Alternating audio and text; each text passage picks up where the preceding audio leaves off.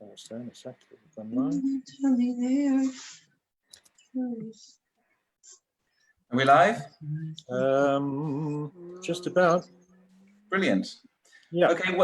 Welcome everyone on Zoom and everyone on Facebook to Ovail. It's our third virtual Ovail, and it's part of Cork Harbour Festival this month. Who Cork Harbour Festival have managed to run a full festival online. So the lineup is as usual for Ovail. It's 3 parts. We start with our 5-word challenge. The second part is our guest poets, who for tonight are Mick Delap and Alice Lyons. And then the third part is the open mic. So the first part, the 5-word challenge. Being online, it works a little bit differently. So the audience suggest 5 words. So you can post your words in the chat box, and the first 5 words posted in the chat box will be the words we use. You'll then have 15 minutes to write a poem or piece of prose or whatever. And after the 15 minutes, you'll have a chance to read your work. Again, at the end of we'll ask you to submit your name and followed by a 5-word challenge. And then we'll invite people one by one to read their work. The prize for the 5-word challenge is 2 books, as usual. So the prize is it's the volume 13 of the 5 words, and also Mama Amazonica by Pascal Paty, the book, and they'll be posted out to the winner. So without further ado, we'll start the 5-word challenge. So, oh, wow. Okay, there's 5 words coming in. I think we have 5 already. We have elucidate, spaghetti, exactly, storm, and carbon. So I'll repeat them once more. They're elucidate, spaghetti, exactly, storm, and carbon. And you'll have 15 minutes.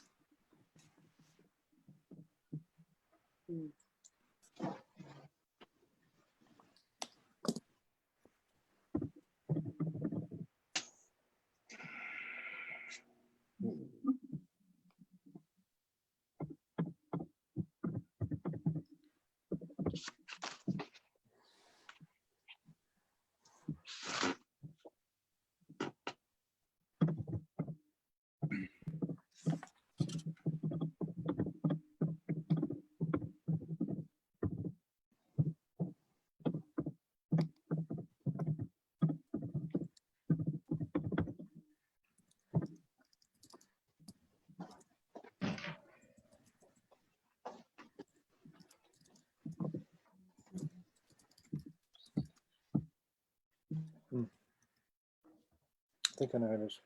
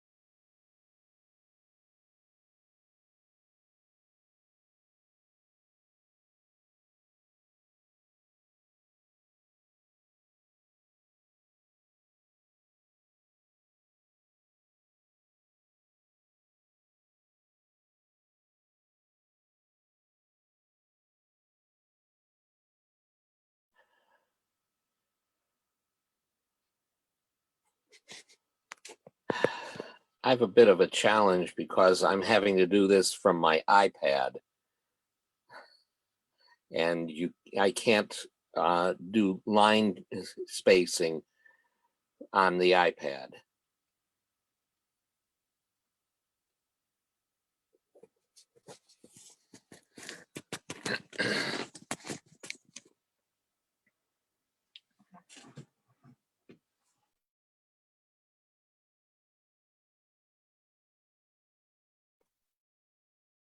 Paul, you're mute.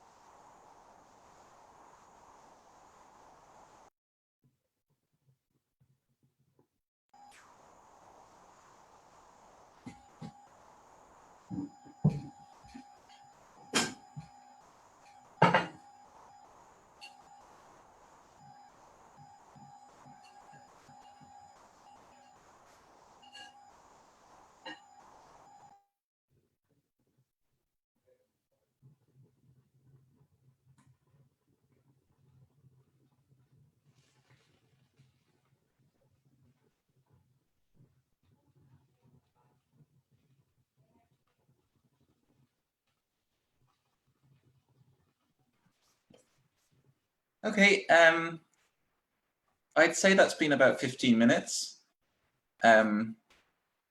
So we'll start with the 5-word challenge. If you would like to read your piece, just type your name and 5 words into the chat box, and then we can invite you to read.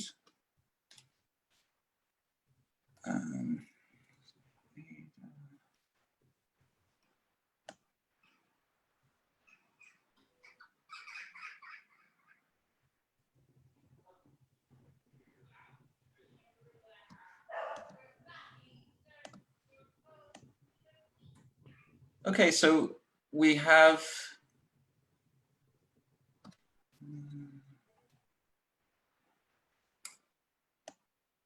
our first reader, Doc Janning. So, let's see. Thank you. Hi, Doc. Mine is what you might call a micropoem. Lightning from the storm elucidates ingredients in spaghetti alla carbonara.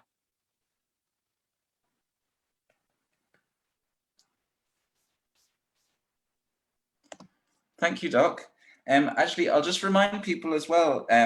So at the end of the 5 words, like, keep a record of which poems you like and whose writing you like, because at the end, you'll be able to vote, and people on Facebook will be able to vote as well for their favorite by typing winner and the name of their favorite into the box.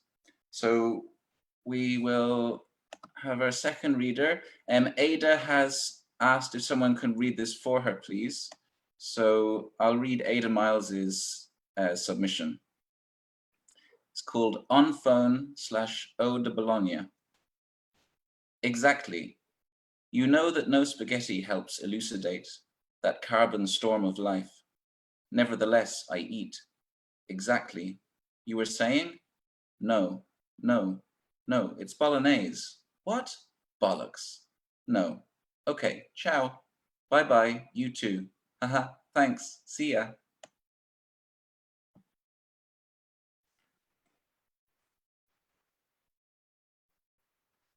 Thank you, Ada. So our next reader is Moira Stevens. Okay.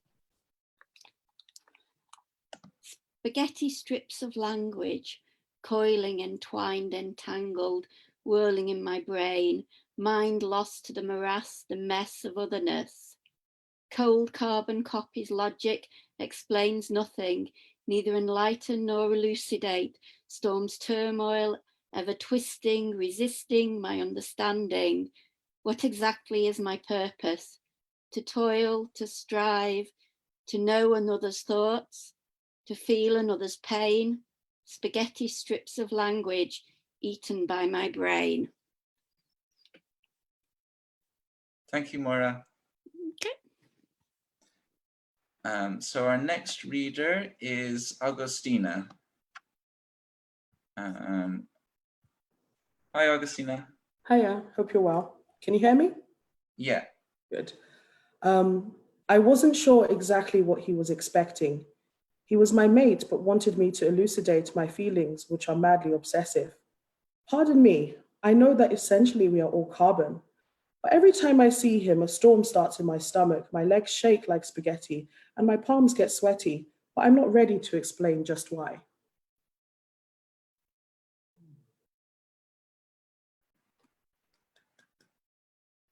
Thank you, Augustina. Let's see. And the next person is Rosalind Blue. Sorry, Sue, I'll just unmute you. Yeah, I have Sue? consent on my side. Yeah, I heard it. Thanks very much. Wow, that was faster than I expected. Okay, I don't have a title yet. The storm is rising with carbon-colored clouds, looming doomingly exactly above our crowns, stirring spaghetti like our notions, emotions purple and pink that twist and turn from our center of balance, the chakra of the crown. to elucidate this mystery of connecting to the sky. A lightning flashes down and I feel the electric flow through the weakness of my skull that has in it a crack to let the light in through. It's not finished. It's a 5-word poem. Thank you, Sue. And our next reader is Susanna Trifoletti. Okay. Hi, Susanna. You don't boil one spaghetti at a time. They go all together in the storm of the hot, bubbling water. You're funny when you elucidate your own Big Bang theory. Tell me so about carbon. Is it like a thick sauce that we keep in the jar without overeating it? Spaghetti are overcooked. They're just good for glue. I just eat al dente. That's it. Thank you, Susanna. And our next reader is Kieran McCartan. Just one sec, Kieran.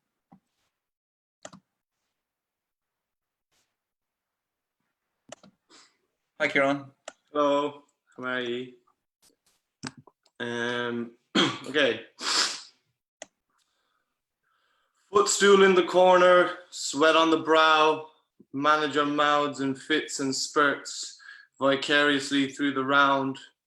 Carbon fiber ring buckle supports my lolling head as I begin to hallucinate. In the confusion, Coates elucidates.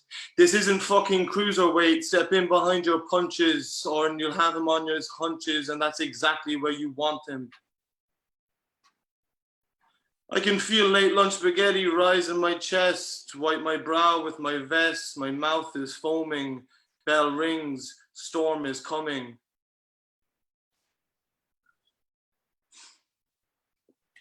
Thank you. Thank you, Kieran. And our next reader is Philip Spillane. I'll just unmute you, Philip. Thanks very much, Ben. Again, like normal veil, it's going to be very hard to read my writing, but we'll give it a lash anyway. In the smoking area, I speak to the tobacco smoke. Up close, I could smell the carbon left over, caught on your coat. The vapor mist, spaghetti wasps, locks of transparent dreadlocks, interlocks, creates a tangled storm cloud. I can make out ghostly faces. Not exactly faces. They turn and build formless clouds that puff up and break down in milliseconds. I pretend we elucidate lucid words and discuss what is up. And pretty soon, I exit from the smoking area. Hi. This is why I never needed a smoke. Thanks very much. Silly poem, but thanks for listening. Thank you, Philip.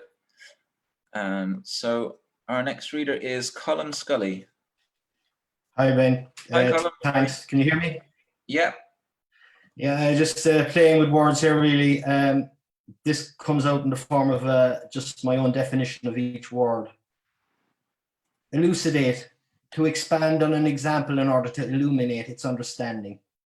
Spaghetti, to express in Italian durum wheat through an extrusion mechanism. Exactly, to perfect to a point of incontrovertibility an elucidation of an idea. Storm, to surround and sustain an attack on an uneaten urn of spaghetti. Carbon, an intrinsic constituent of the carbohydrate which elucidates exactly the essence of spaghetti. Thanks. Thanks, Colin. Our next reader is Rosie.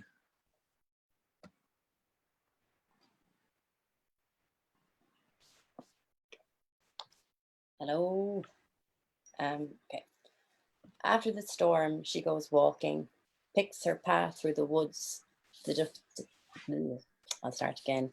After the storm, she goes walking, picks her path through the woods, the deposited mounds of sticks, twigs, and branches, nature's spaghetti.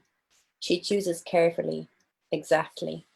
Lengths not too thick, not too thin, just long enough to fit in the small tin she carries in her pocket. her fingers tracing its holes, anticipating. Later, she places this in the fire, turns wood to pure carbon, charcoal, black sticks to elucidate her world on paper.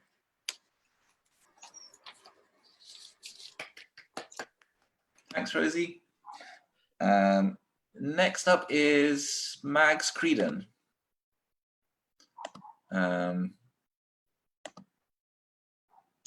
Okay, I'll try and read my writing. So this is based on the robot in Inchiquila and Ballingarry that has 52 bins, one for every day of the year. Elucidate the way to my abode. They convolute each route, each treasured route, each country lane rerouted, siphon us through bypasses, exsanguinate the coloured ditches and the green landing strips and the bends for each year of weeks, and the little mysteries that await behind each view. My road, less travelled, well thumbed to my shallow, callow youth. Now a multi-track fast track, multi-lane fast track, heeding only pearl mussels and horseshoe bats and Portuguese mollusks. There is a beauty to carving the straight furrow, bypassing Durrow, and I miss the Rock of Cashel, and they will save a ton of carbon. But spaghetti junctions turn me off, not on. I'll still storm the hills, bumping along Boreens, among my native hills, in my buzz bang, getting my culture thrills. So that's it. Thank you, Meg. And our next reader is Amy Gerlit.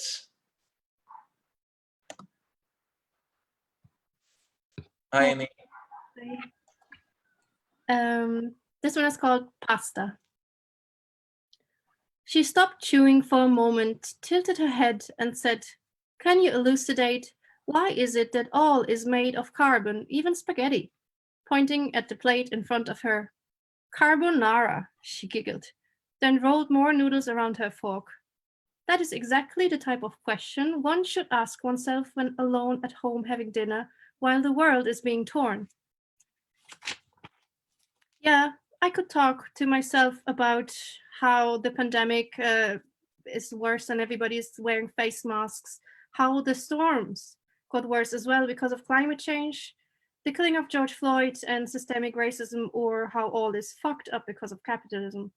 But instead, I laugh about pasta. Thanks. Thanks, Amy.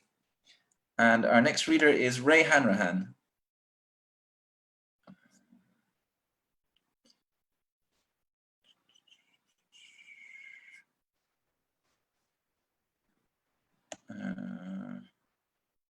Sorry, Ray, I have to unmute.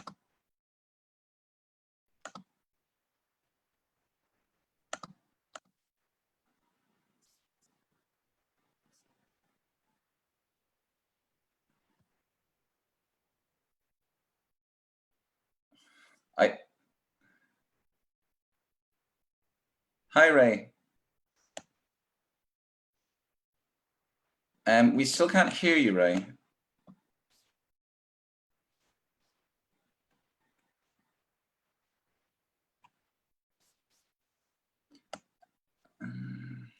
Hi, Ray, you are unmuted at the moment, but maybe a setting or something on your computer, but we can't hear you at the moment.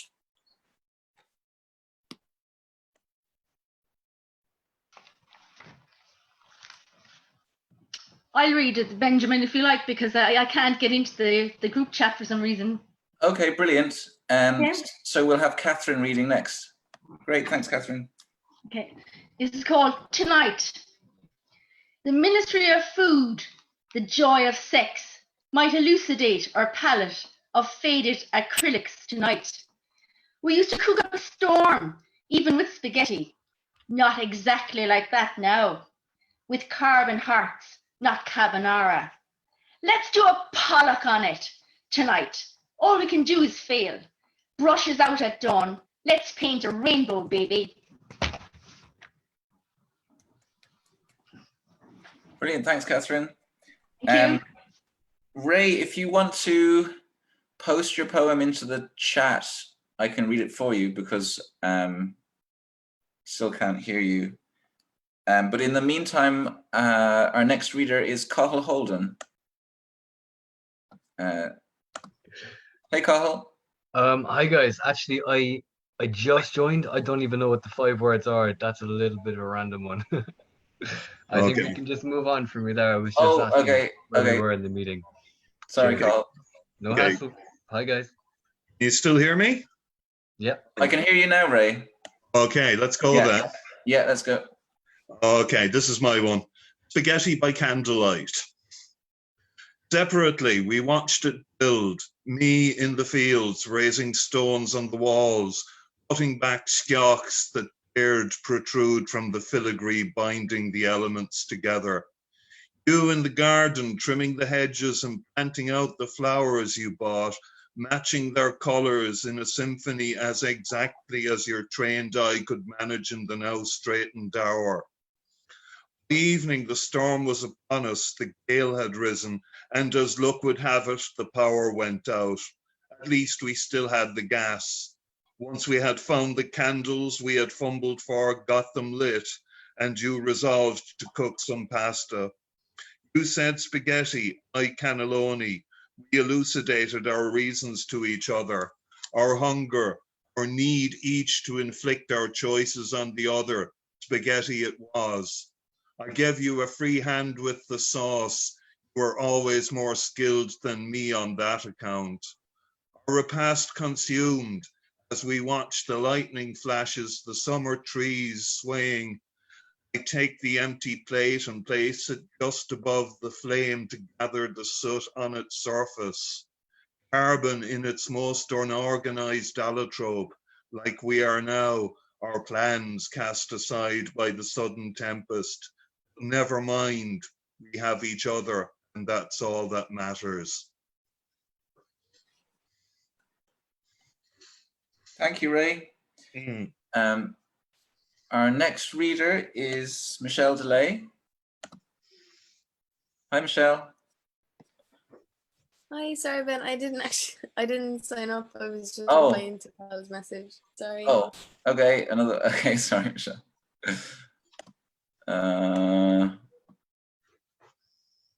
So our next reader is Jim Crickard.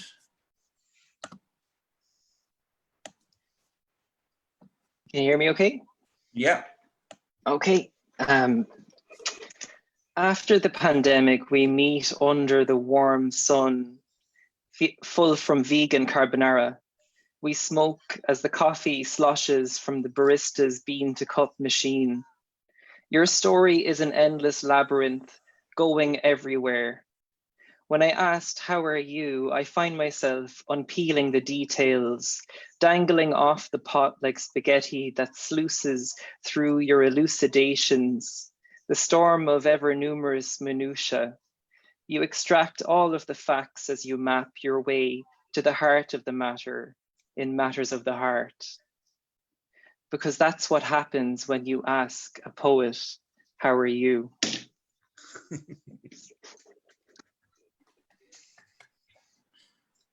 Thank you, Jim. Okay, I think that's all of the 5-word poems. So now we'll be able to vote. So to vote for the poem that you want to win, just type in the name of whoever it is, followed by the word winner. And also you can vote on Facebook.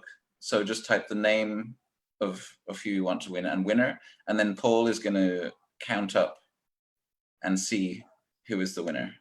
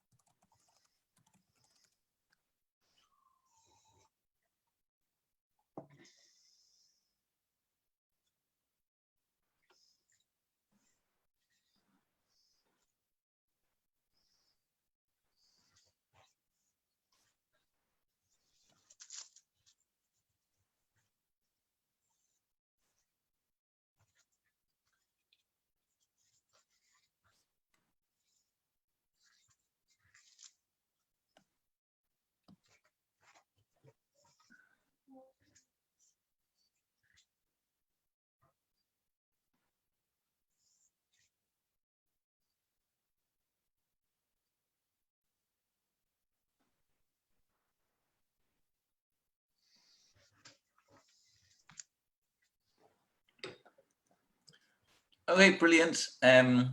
Paul has completed counting up the votes, and Ray Hanrahan is the winner. Well done, Ray. And well done. You've won 2 books. You've won the which can be posted out to you.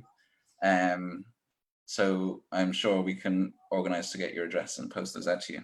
And would you like to read your poem again? Okay, no bother. I'll try and do the, we'll get the rhythm better this time, I think. Okay, it's called Spaghetti by Candlelight. Separately, we watched it build, me in the fields, raising stones on the walls, putting back skioks that dared protrude from the filigree binding the elements together. You in the garden, trimming the hedges and planting out flowers you bought, matching their colors in a symphony as exactly as your trained eye could manage in the now straightened hour. The evening, the storm was upon us. The gale had risen, and as luck would have it, the power went out. At least we still had the gas. Once we had found the candles we'd fumbled for, got them lit, and you resolved to cook some pasta. You said spaghetti, I cannelloni. We elucidated our reasons to each other, our hunger, our need each to inflict our choices on the other. Spaghetti it was. I gave you a free hand with the sauce. You are always much more skilled than me on that account. Our repast consumed, as we watched the lightning flashes, summer-leaved trees swaying, I take the empty plate and place it just above the flame to gather the soot on its undersurface. Carbon in its most unorganized allotrope, like we are now, our plans cast aside by the sudden tempest. But never mind, we have each other. That's all that matters.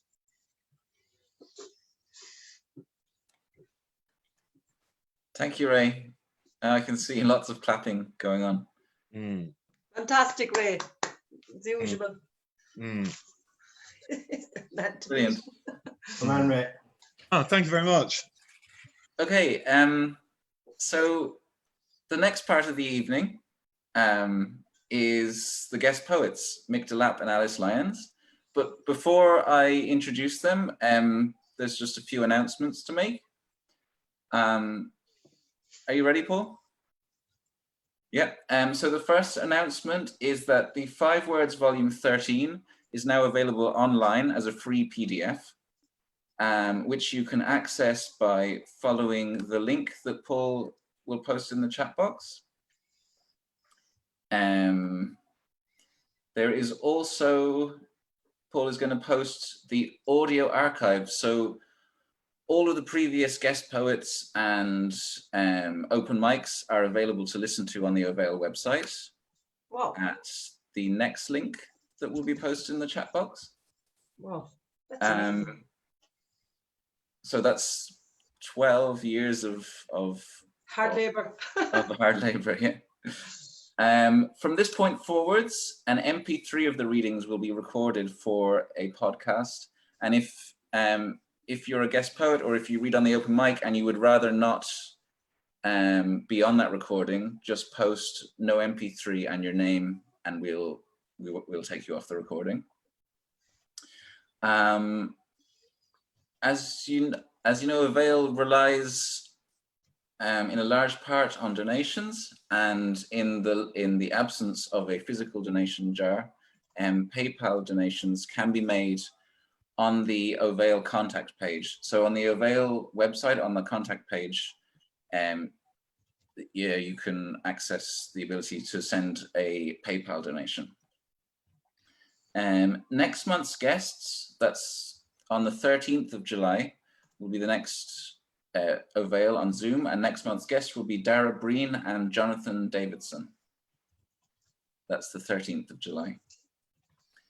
The 5 Words International Poetry Competition continues, and which has a first prize of €750, a second prize of 500, and a third prize of 250. plus publication in the next anthology and invitations to read at Avail. And you can access that on the link below in the chat box as well. And the 5 words for this week are glass, crowd, confuse, step, and flood.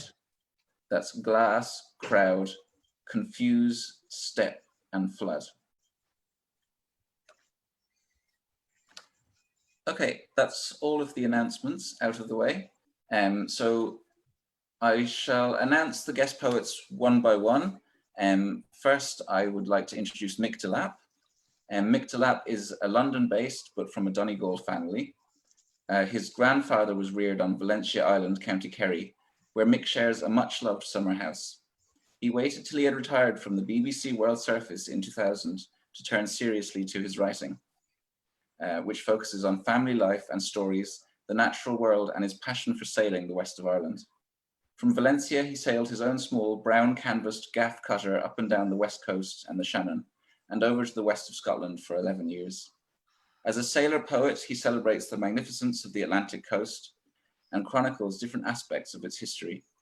In 2002, he won the first collection at Listowel for River Turning Tidal, which was published the following year by Lagan Poetry Press, Belfast. In June 2015, Ireland House brought out his second collection, Opening Time. He is a member of the Irish Cruising Club. So welcome, Mick Delap.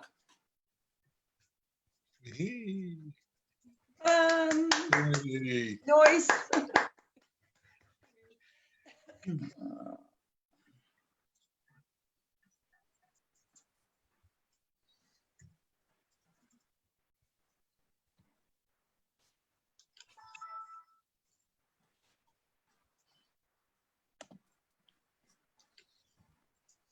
I'm having a problem trying to unmute you, Mick.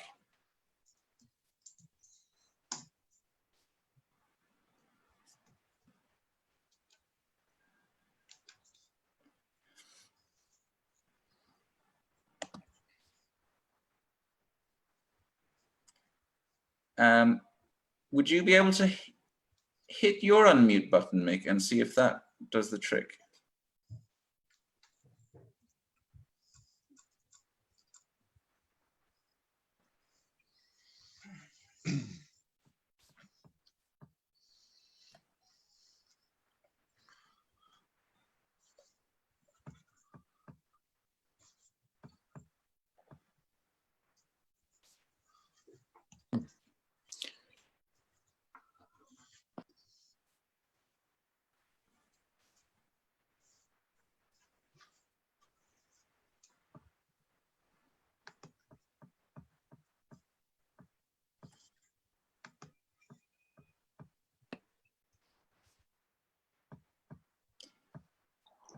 Hi, Mick. Have you tried to click the unmute button at the bottom left-hand side, or having trouble with that?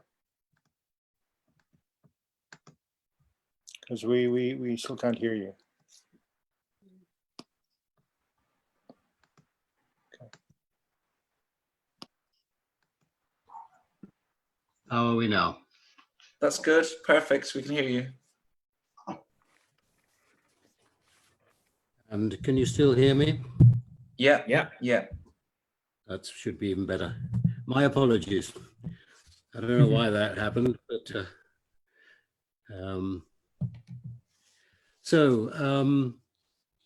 it's a real pleasure to be here. I should have been in Cork on my way to Valentia, where my grandfather grew up, but obviously COVID has prevented that.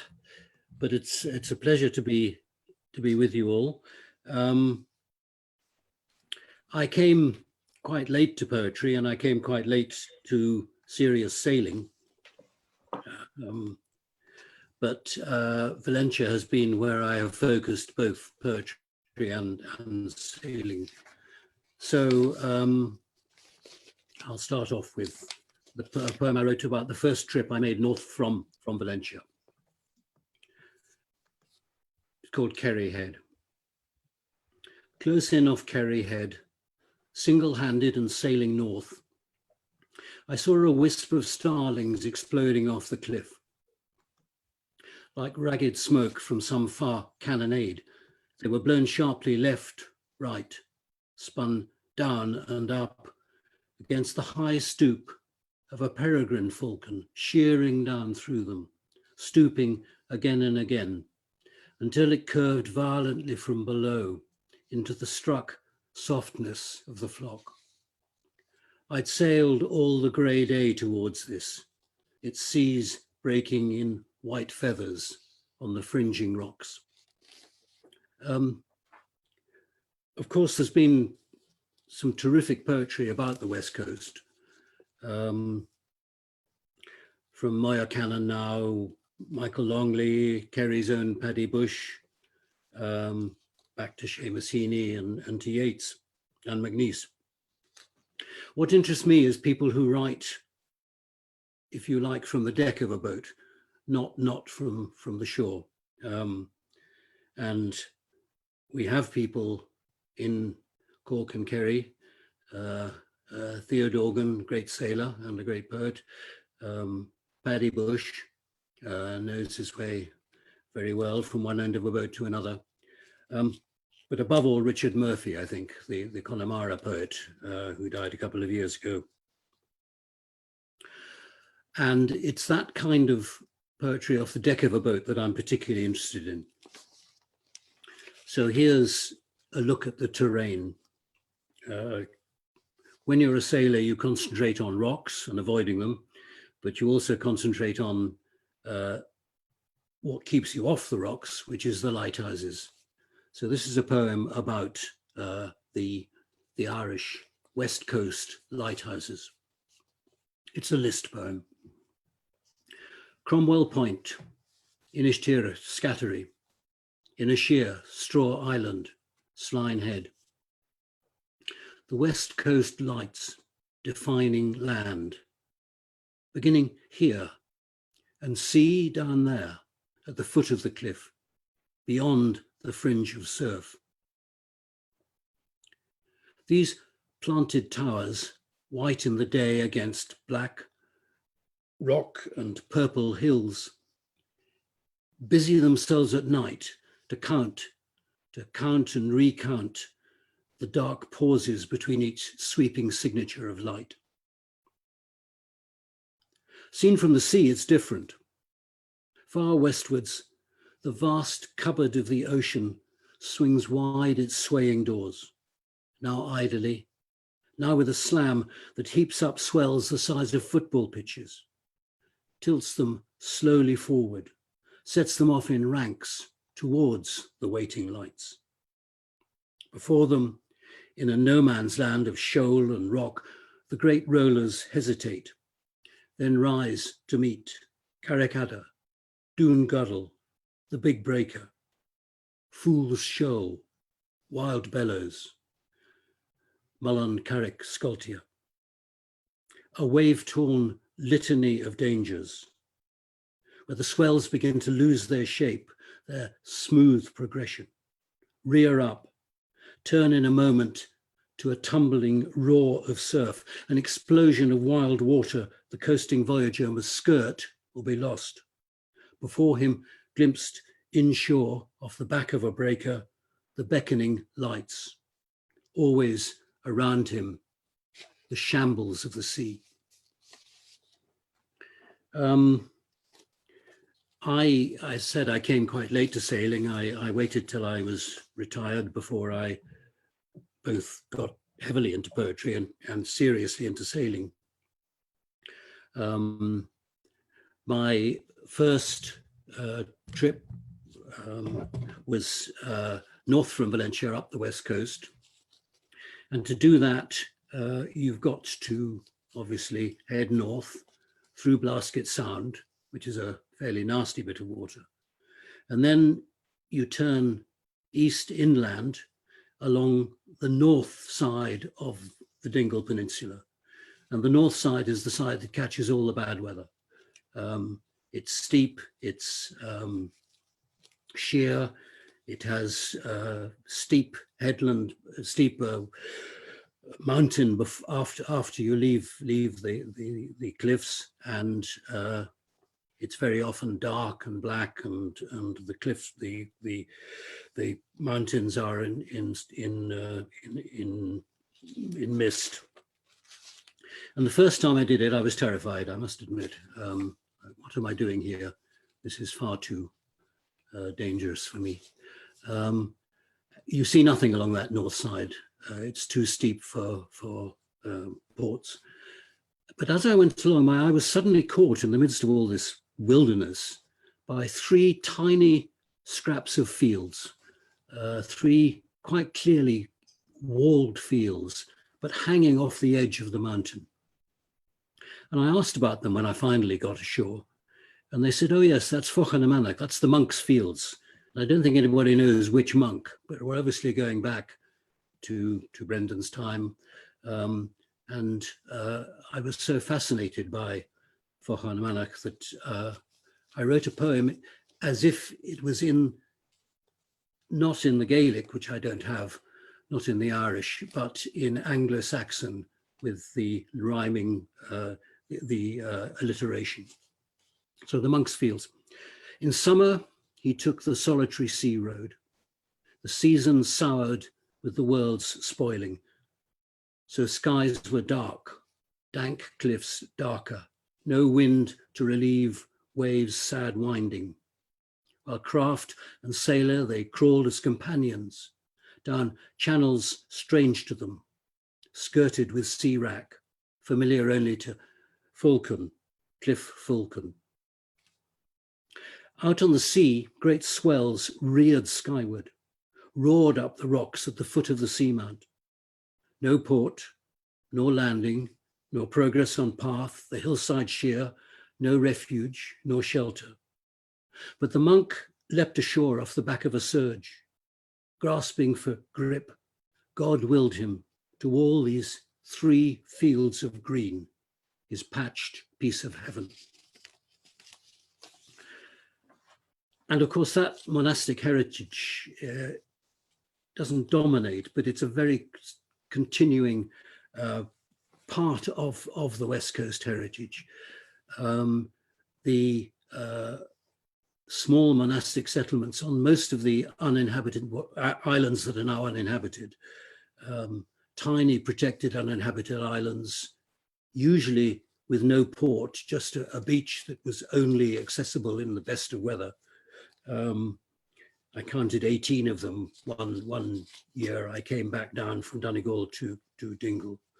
But they've still got the monastic remains on them. You go from St. Brendan's birthplace in Fenit, you head north past Shannon, past the Aran Islands, and then you get into the 3 holiest islands of the sailing fraternity. First of all is St. Macdara off Roundstone.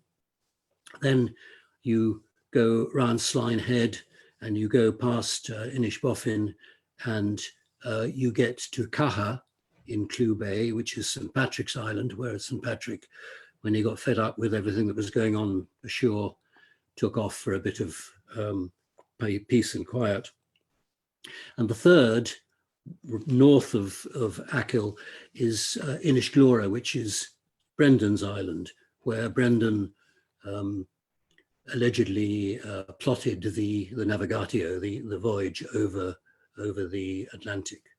And the old sailors, every time they went past one of these 3 islands, would let fly their sail as a kind of tribute to the saint. My theory was that the holier the island, the worse it was to get ashore on. And certainly Inishglora was very difficult to get ashore on, but I was lucky. One time I got ashore for a whole night, another time I got a few hours there before I had to clear out and seek shelter. And the night I spent on it was very memorable, and this is the poem I wrote about it. At anchor off the island of Inishglora, about now the monks would have been chanting evensong, just over there where the squat stone oratory still stands, deserted and black against the setting sun. sandpipers descant, tiny oceanic petrels ashore to nest, burble and hiccup deep within the sanctuary the piled stone walls provide. And even on this calmest of evenings, the Atlantic breakers growl and boom on the outer rocks. From his ruined cell, Brendan, gazing west, still peers with an ancient eye down the path of the sun towards a destination only he can believe in. Eastwards, Ireland is glowing in an afterlight that's picked out Ackle's crouching mountain bulk way to the south, clawing heavily at the darkening sea. Nearer, a group of seals called out, are groaning their own sad antiphon. How can I not join them in honouring these men who could disentangle dogma as well as a net, pull a fierce oar, or dip a fine quill into the purple they distill themselves from the island's whelks? When Brendan was an old man, still dreaming of ocean, a group of swans began to perch at eventide on the oratory gable, drawn far across the waters by the low-voiced chant of prayer. 3 came each night, and Brendan it was who knew them for what they were, the children of Ler. With words of blessing, he drew them back into human form, then buried their air-worn bodies where they fell so lightly out of 900 feathered years into their final rest, before he launched out again like a wild swan himself across the seas that cradle me at anchor here tonight, alone and not alone. There is so much good writing about the Atlantic, but one of the greatest voices, I think, is Connemara's Richard Murphy, who died a couple of years ago. A good sailor, fairly good sailor, and a terrific poet, but put Connemara and the hooker sailing of Connemara very much on the map. And I thought that it would be right to hear something of Richard Murphy's poetry as part of my tribute to the West Coast. And I've asked Theo Dorgan to read a poem that Richard Murphy gathered from a local sailor and then put into verse. So over to Theo. No idea whether you've got image or not. Are we good? I think we have you perfectly. Very good. How are you, Mick? How are you doing? I'm grand, Theo. It's time we got out on the boat again. It is too. You must be missing it. Are you missing it? I am indeed. I woke this morning remembering chunks of that nightmare trip we had from Iceland. Do you remember? I don't want to. Now, come on, give us Mr. Murphy. Murphy was a dodgy sailor, you know. He was a dodgy man on a helm, but we won't talk about that. This is Pat Clarty's version of the Maisie. I've no tooth to sing you the song Tierney made at the time, but I'll tell the truth. It happened on St. John's Day 68 years ago, last June the 24th. The Maisie sailed from Westport Quay homeward on a Sunday, missing mast to catch the tide. John Kerrigan sat at her helm, Michael Barrett stood at her mast, and Kerrigan's wife lay down below. The men were 2 step-brothers, drownings in the family and all through the family. Barrett kept the shop in the island.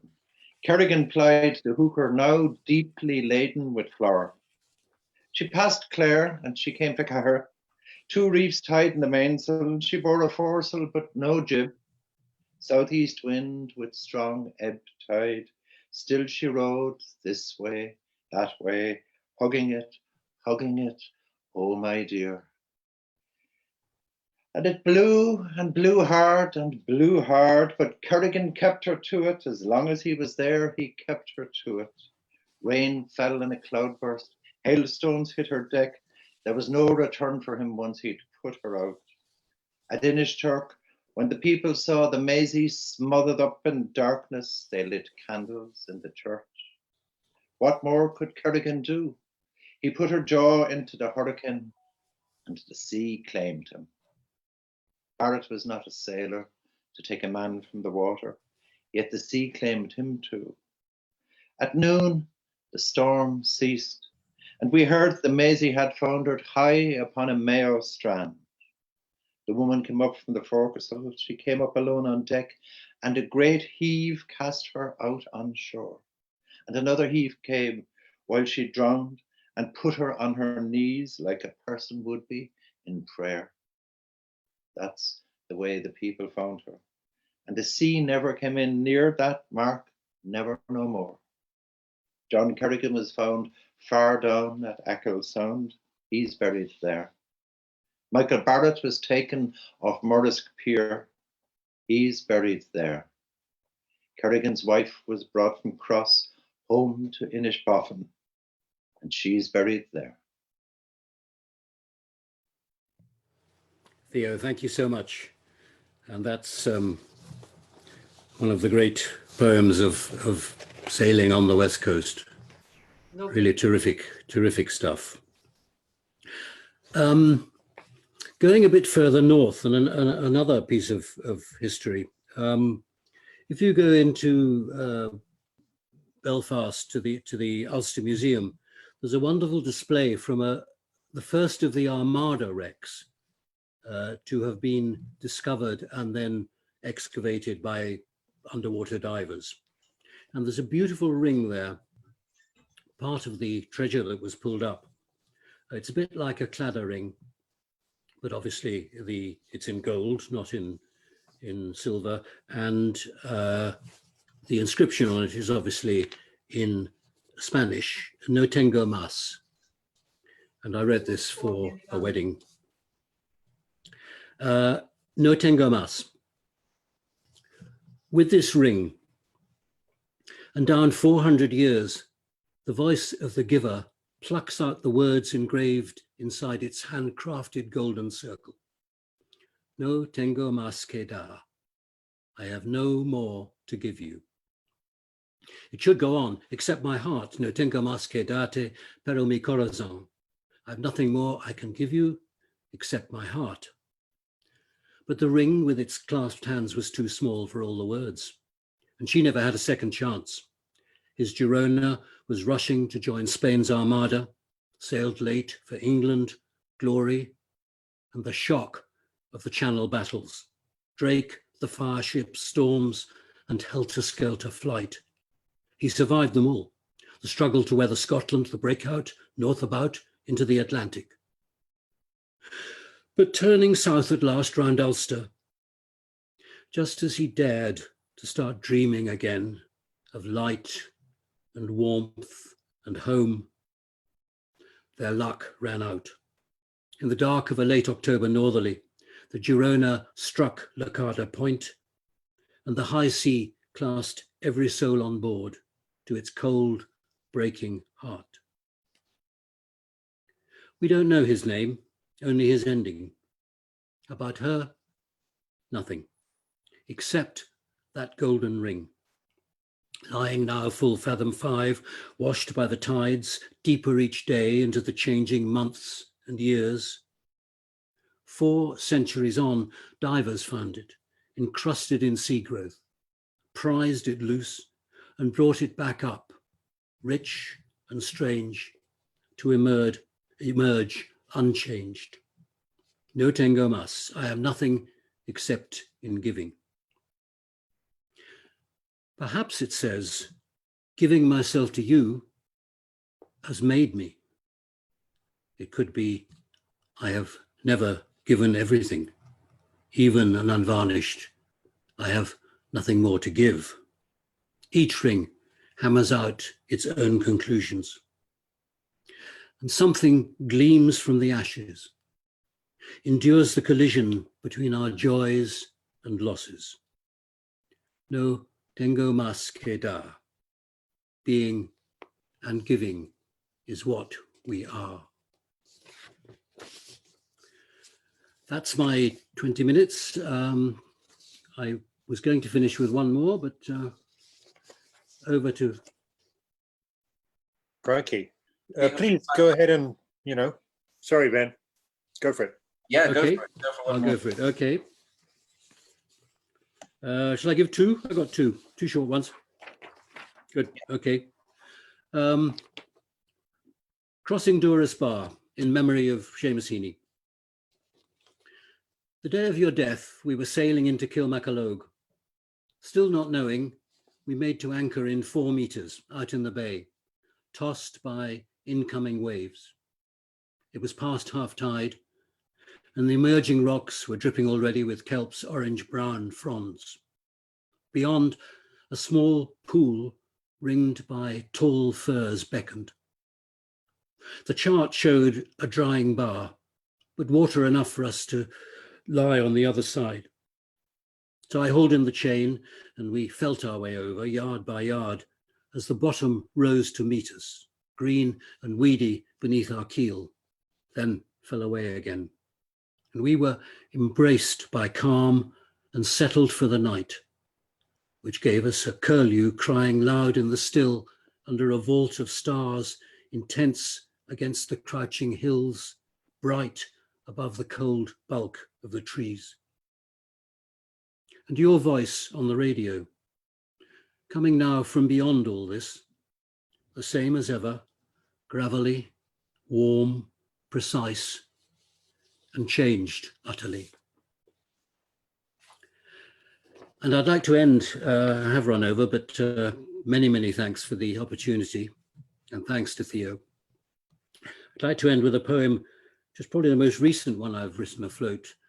All sailors have to decide sometime when they're going to stop sailing. And it's a very difficult decision. Odysseus never really made it. He kept on trying to get back to sea. And this is me on somebody else's boat not very many years ago, heading south from Cork towards Kinsale.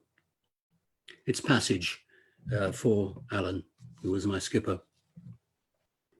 After Oysterhaven, an Eden of remembered green, with sun over the fields and a creek winding inland, we headed back to sea and hardened up. Slow tacks out, then longer boards slanting in, close under the purple shadow of the cliffs. Off Kinsale, we eased sheets and bore away for the harbour, making 5 or 6 knots over a grey sea. But a sense too of time itself accelerating, running away faster and faster in both directions. The bows rearing up impatiently, driving foam back past the lee to spread out astern, to trail back towards a point on the horizon, disappearing out of sight. And up ahead, I knew, the dock where I must step ashore. So many, many thanks to everyone. Really enjoyed that. Thank you, Mick. Real pleasure. A pleasure to have you. A very absorbing reading. And thank you to Theo as well. I don't know if you've seen, but Paul posted in the group chat a link to Mick Delap's book Opening Time, which is available to buy at Waterstones, and the link is in the group chat. Thank you, Mick, for your reading. Really enjoyed doing it. Hopefully have you in Cork for real. That will be the next ambition. Thanks again. Thank you. So I shall introduce our next guest poet, Alice Lyons, now. Writer and artist Alice Lyons was born in Paterson, New Jersey, and has lived in the west of Ireland for 20 years. Una, a novel, will be published by Lilliput Press in March 2020. She is the author of 3 books of poetry, most recently The Breadbasket of Europe. Her writings have appeared in publications such as Tygodnik Poezjeni and Poetry Chicago, as poetry films, public artworks, and in gallery contexts as well. Among the honors she has received are a Radcliffe Fellowship in Poetry and New Media, Harvard University, the Patrick Kavanagh Award for Poetry, and an IFTA nomination for the Polish language, her poetry film, which was co-directed by Orla McCarty. Her Amphitheatre for Introverts and Others, a permanent public artwork, was recently launched in Castlebar, County Mayo. She lectures on the Writing and Literature BA course at Yates Academy of Arts, Design and Architecture in IT Sligo. So can we please welcome Alice Lyons? Thank you. Hi, Thank you. Alice. Hello, everyone. Hello. On Zoom. This strange way of coming together, but it's lovely to see all your faces. And thank you very much, Mick, for your beautiful reading. I want to be out with spray in my face, salt air through the hair after hearing that. Thank you. And thank you to Paul and Rosie, as ever, for your good work here and for the invitation. And I hope next time it can be in Cork. I'm going to read a few poems that toggle between the west of Ireland and the US. As you heard, Paterson is where I'm from. And I haven't lived in the US for over 20 years, but I spent a little bit of time there in the last few years. So there's a poem set there as well that I'll read. But the first poem I'm going to read is set in Sligo, where I live. It mentions Inishmurray. I was wondering if Mick was going to mention Inishmurray, another beautiful monastic island, one of my favorite places in the world. It's a lovely, absolutely lovely place. Yeah. Isn't it a beautiful place? Yeah, amazing. About 10 kilometers due west of where I am now. And so this poem is set in the dunes of Sligo. I'm told that Sligo refers to Shelley or shells, the Irish for Sligo. And it's set in the Shelley Valley, these big dunes in Strand Hill. And the poem is about a mother and a daughter. And the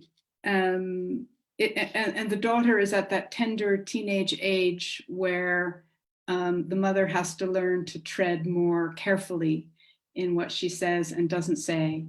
And one thing that I heard about what one of the first actions that a mother does with her daughter when she hasn't seen her in a while is she'll touch her hair, often brushing the hair out of her face.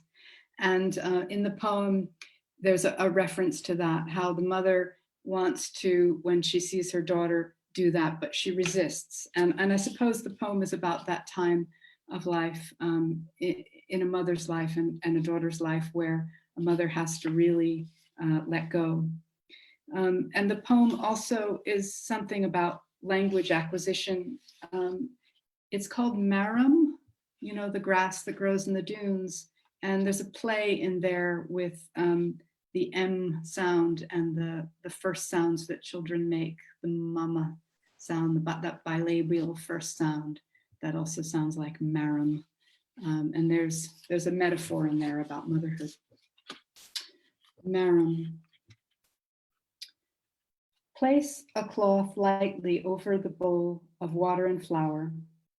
Let stand for a day or more. I had tried this once before many years ago with no success at all. At that time, I knew nothing about wild beasts and how they work. Fierce, fierce Maeve flinging rocks from Knocknarea, the Sligo suburbs strewn. We're from a long line of Queen Maeves, her graves above us. Pass by way of Barnaribbin, swim from Ireland proper in salt and cold and bladder rack. Overtake the purple man o' war, cycling his tangled streaming body to Inishmurray, flaring in deep water like a coin. Such talky, sibilant surf, relentless Morse code modem shriek, a skylark, dry marron tips, breezily clack, jumping flashes, natterjack toads, across a crosshatch of marram grass, red fescue, and marsh helleborine, ceaseless info stream of Inishmurray, echoes Orla's email. Oh God, the sea. Marram, a word we love. Marram, silver point on dune. In midden-rich Shelley Valley, we yell, Marram, ampersand, gossamer. Words are jellies, our mouths warm. Words are ice floes melting steadily. We go out on them anyhow. Isn't weird a weird word when you really think about it? In high sun, marram casts scythes, such cuts. You are falling in half moons. Dune ladder, daughter. Fringe sickle snagging mascarade lashes. I adjust only mentally. Red dots droppered, black nail varnish. Wings of moths we trapped last May on Inishmurray. Marram, sea mirror. Mar Hullum, grace grass. Marram, early word. Ever binding loose sands with tough rhizomes. One of the things that I actually like about reading on Zoom is I can, the page is closer to you as the audience, and I can do things like show that after the poem ends, there are marks on the page that go across the next pages as well in the book. I don't know if the light will show this. This is a kind of centerfold that has just very scattered forward, or not forward slashes, but straight up and down slashes that are done, you know, on the keyboard, but they mimic the way that marram grass can scatter across a dune. And a lot of the work that I do really sits on the edge between the verbal and the visual. That's why I'm so interested in making films from some of the poems. And in the next poem that I'm going to read, there's also a little bit of a play on, it's not a play, but it's, the poem plays around with the fact that it's a written thing as well as a spoken thing. And so the poem that I'm going to read next is called Resting on the Ground with My Love in the Rattlesnake Habitat. And it takes place in the US, in New Mexico, in the desert. And being in the US after being away from the US for nearly 20 years was really difficult. The inequalities that were very apparent to me when I was growing up in the US were even more apparent after having been away for 20 years. It was very apparent, especially where I was in New Mexico, the inequalities among the haves and the have-nots, and also the difficulty of living as someone making art. Just the difficulty of having no social safety net, of health insurance being very expensive. And so that was a lot on my mind when I was writing this poem. Donald Trump had also recently been elected. And so the poem is set in the desert, but it's a desert not only of a landscape kind, but another kind of desert, kind of a desert, what would I say? A desert of people being very obsessed with making money, and of being obsessed with work, and What else do I need to say about this poem? Oh yeah, I wrote this to show you. The poem talks about Sylvia Plath's witch elms. So spelled like that, witch, W-Y-C-H. But then there's a play on just the other word that we use, witch, W-H-I-C-H. It also has the word Abiquiu, which is the place in New Mexico where Georgia O'Keeffe lived. And it mentions Abiquiu, and then it mentions the word queue, like Americans would say, lining up in a queue. And then the last part I wanted to show you is the poem mentions the word work, but it crosses that word out 3 times like this. And it's really hard when you're reading a poem to show a word that's crossed out. The poem, and so often when I'm reading it in public, I'll say work, work, work. But because I can show you up close on Zoom, I thought I would do that. So anyway, this is resting on the ground with my love in the rattlesnake habitat. And this is from Poetry Chicago in 2 years ago, January 2018. She pronounces Chama, the name of the milky green river, with a richness in the CH I cannot muster, puts a hard D on the end of her ands, and. Like the river, she is asking to be endless and shifting, to stream. I'd scouted the knoll of oaks for rattlers, being beyond the bounds of coverage, having no means to learn their habits. So I lay down with her on the ground, their ground, and I willed to forget the cares of my later in life job search.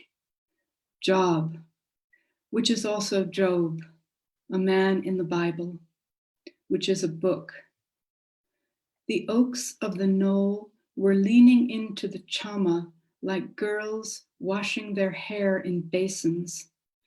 I thought of E.B. shampooing Lota, of Frost's birches, of Plath's witch elms, which I'd like to have Googled. Did snakes favor oak knolls? Did Georgia O'Keeffe worry about health insurance costs in Abiquiu? And beside me, my love, streaming, her poodles distantly nosing the chamisa. Standards. I thought I had them. Put art at the front of the queue, which is different from Q. And now this, biblical, the proportions of this breaking back into a country I'd locked myself out of phase. Was it scenic? I liked the Pachysandra, branches of oak taking all that space from the sky. But then everybody disappeared into their offices. 3 times I wrote, work, work, work, when woke was what I wanted to write. Miniature is the acorn I fingered in the soft flour sack pocket of my jeans. Acorn smaller than East Coast or indeed Irish oak varieties, which she handed me, and how hungrily I pocketed its little body. I'm going to read 2 short pieces and then I'll finish up from this book, Una, which came out a few months ago from Lilliput. And Una is a hybrid book of verse and prose. It's called, they're calling it a novel. It's a novel in some respects. I might say more a novel in essays. And it tracks the development of an artist called Una. And it also tracks her coming out of an early grief. And one of the things that I decided to do when I was writing the book is I wrote the book without using the letter O in the novel. Some people call this an Oulipo constraint, though I've never, when I was writing the book, I was never thinking about Oulipo. Kind of after the fact, a lot of people have been asking me about that. I wrote the book with no O because the title character, Una, is missing something in herself, and the book is tracking her coming to find parts of herself through making art. And I suppose it's a book about how art making can bring a person back to her senses. And part of this coming back to her senses for Una is living in a community in the west of Ireland that she lives in, and being on the coast of the west of Ireland. So I thought I'd read two pieces at the end of the book, which are to do with, one to do with Inishmurray, the island, and the other to do with swimming, which is something that is throughout the book. So not on the deck of a boat, but in the water itself.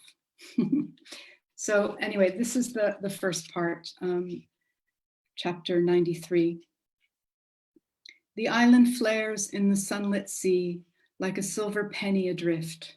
Strida, where the waves are turbulent, where the Spanish Armada sank, where its wrecked fleet is still interred in the beach, in the nearest mainland bit, but that is still 7 kilometers distant. Inishmurray is far, flat, discreet, stranded, an ascetics island. At my life's end, my ashes will be scattered there. I will then infiltrate it entirely. I'd get there by swimming if I were able, but its distance impedes my desire. Instead, I bring my friend and her friend and their girls. We take a fishing cruiser captained by Ulton. I wield as large a drawing tablet as I can manage. It frequently catches the ample wind, nearly taking me with it. Pretending I am a sail and delighting in partially depicting a sailing vessel, I name all the rigs I can. Square rigger, brig, bark, barkentine, caravel, clipper, neff. The nautical terms have a tasty, chewy feel when said. Luff, baggy wrinkle, cleat, clew lines, furl, jib, leech, spinnaker, mainsail, mainsheet. My drawing tablet come sail is handmade. Reeves BFK printmaking paper sheets, the best paper there is. I fastened them myself with mercerized twine. Pencils and charred vine in a sack in my parka. Gummy rubber, all that's needed. The next part here is also a crossed out part. So I'll read it, but it's crossed out. The annals tell us Inishmurray was settled by ascetics in the 6th century. They lived there until the 12th century.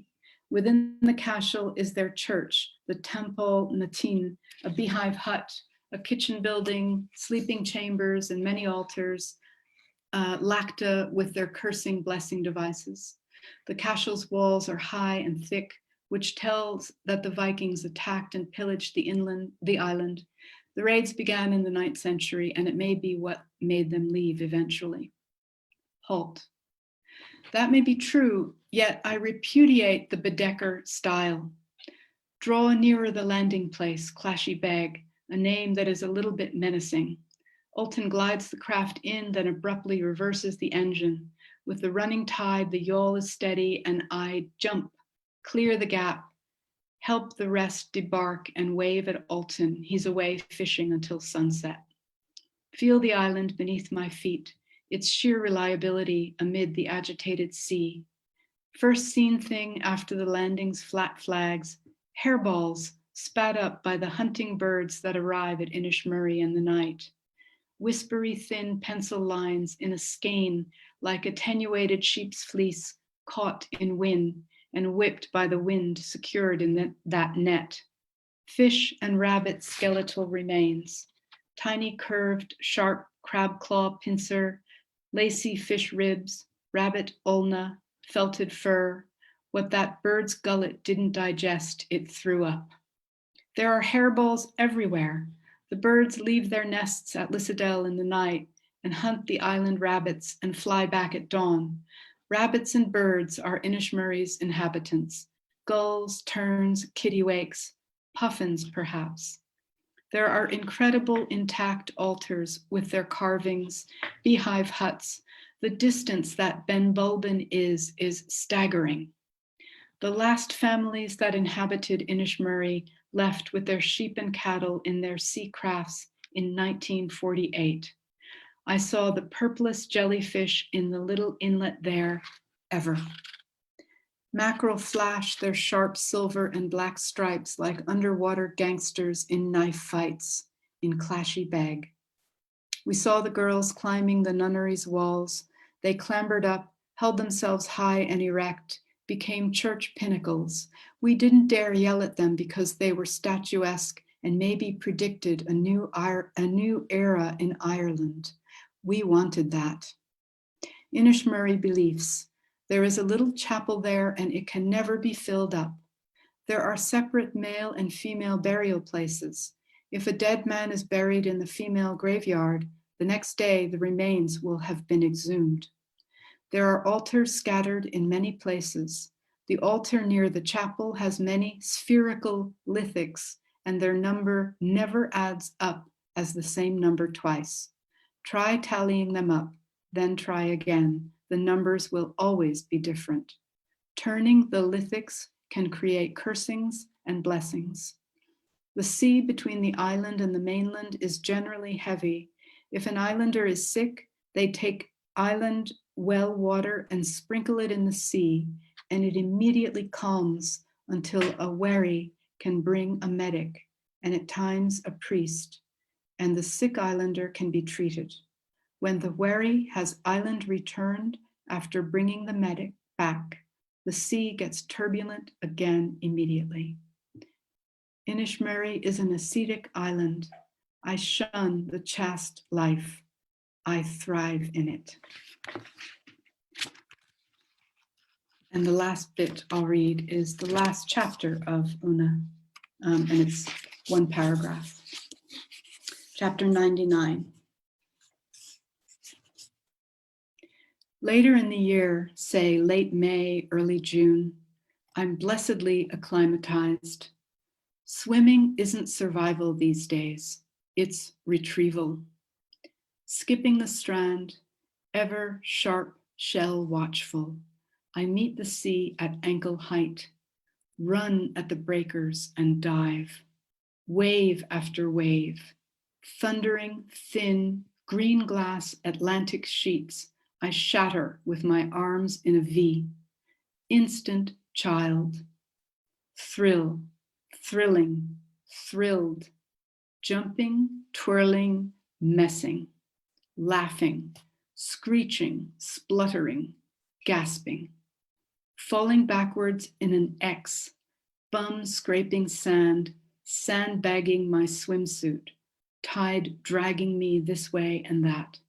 I let it. Handstanding in sand and getting upended by currents, gulping salt water, trailing seaweed, bracelets, necklets, anklets, belts, stepping lightly, crab aware, little pinchers, then treading water, paddling arms and legs, all underwater but my masked eyes which scan the strand, nearly empty, a few walkers with canines. Ben Bulben rising behind, furred with green, mist-hatted. Water cradles, busts, edges, spreads me Atlantically, Japanly, Indianly, Arctically, Laccadivically, Mediterraneanly, Baltically, tranquility, Chileanly, Bengali, Blackly, Adriatically, Redly, Sargassily, Barentsly, Tyrrhenianly, Deadly, Caspianly, Antarctically, Tasmanianly, Pacifically, Fundally, Caribbeanly, Campeachally, Biscayly, Celtically, Ligurianly, Galilee.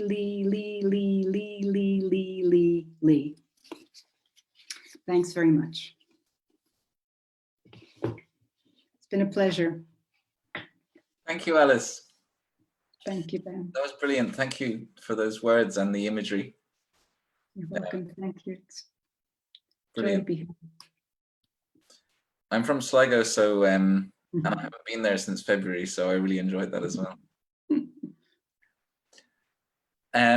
Paul, again, if you can see, has posted links to Alice's books in the group chat, the Breadbasket of Europe, available from Veer Books, and Una, available from Lilliput Press.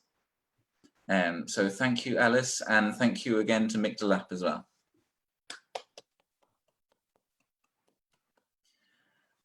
Which leads us on to the next part of the night, which is the open mic. So anyone who would like to read on the open mic can post their name into the chat box, followed by open mic, and we'll go for it.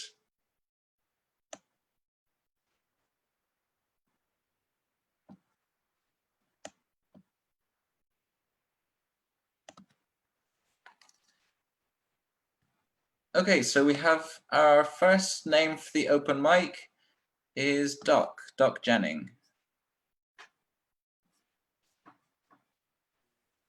Thank you. How long do we have? One piece. One piece. Okay. Yeah. This is age-old songs. Guitars, ukuleles, and voices lift in soft hymnic themes, midst sun's dappled warmth and lilting prisms of color neath cloud filigreed sky.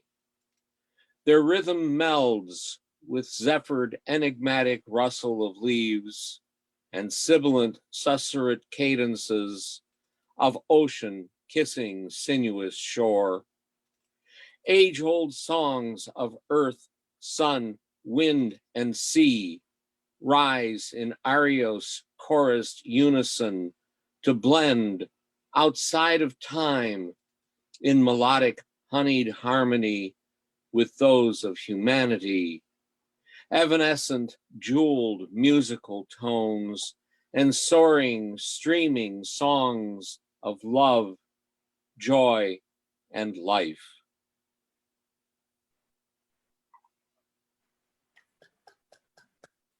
Thank you, Doc. So next for the open mic is our 5 words champion, Ray Hanrahan.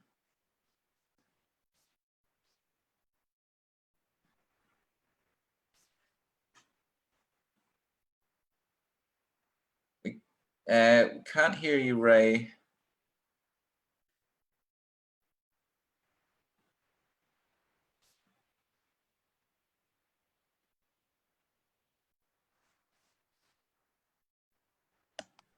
Unmute yourself, Ray. Yeah. Oh, okay, I did. There we go. Yeah. Okay. I was hoping to have a poem ready for tonight, a new one, but unfortunately I didn't get it ready in time, but it will happen. This is one from a few years back, and I suppose I'll just put a content warning in front of it. One is it's about illegal activities, and 2, it contains an expletive. It's called The Dealer. He does not carry the stress well. It spills out in conversation, venting about his life. Others do not see his pain, but only care for the connection. The risk he takes is frazzling him. Knowledge of it to such a weight, he cannot be unquiet for all the risk he's running, all for inadequate reward. And no thanks from the customers, not real ones, by any chalk, putting up with all kinds of shit just to sell a couple of grams or a 50 bag here and there. Is it even worth it, he asks, and all he's supplying is never enough for the greedy guzzlers who make up his social circle. As we made our way into town, I felt for him, something like love, for he risks so much for ingrates like us.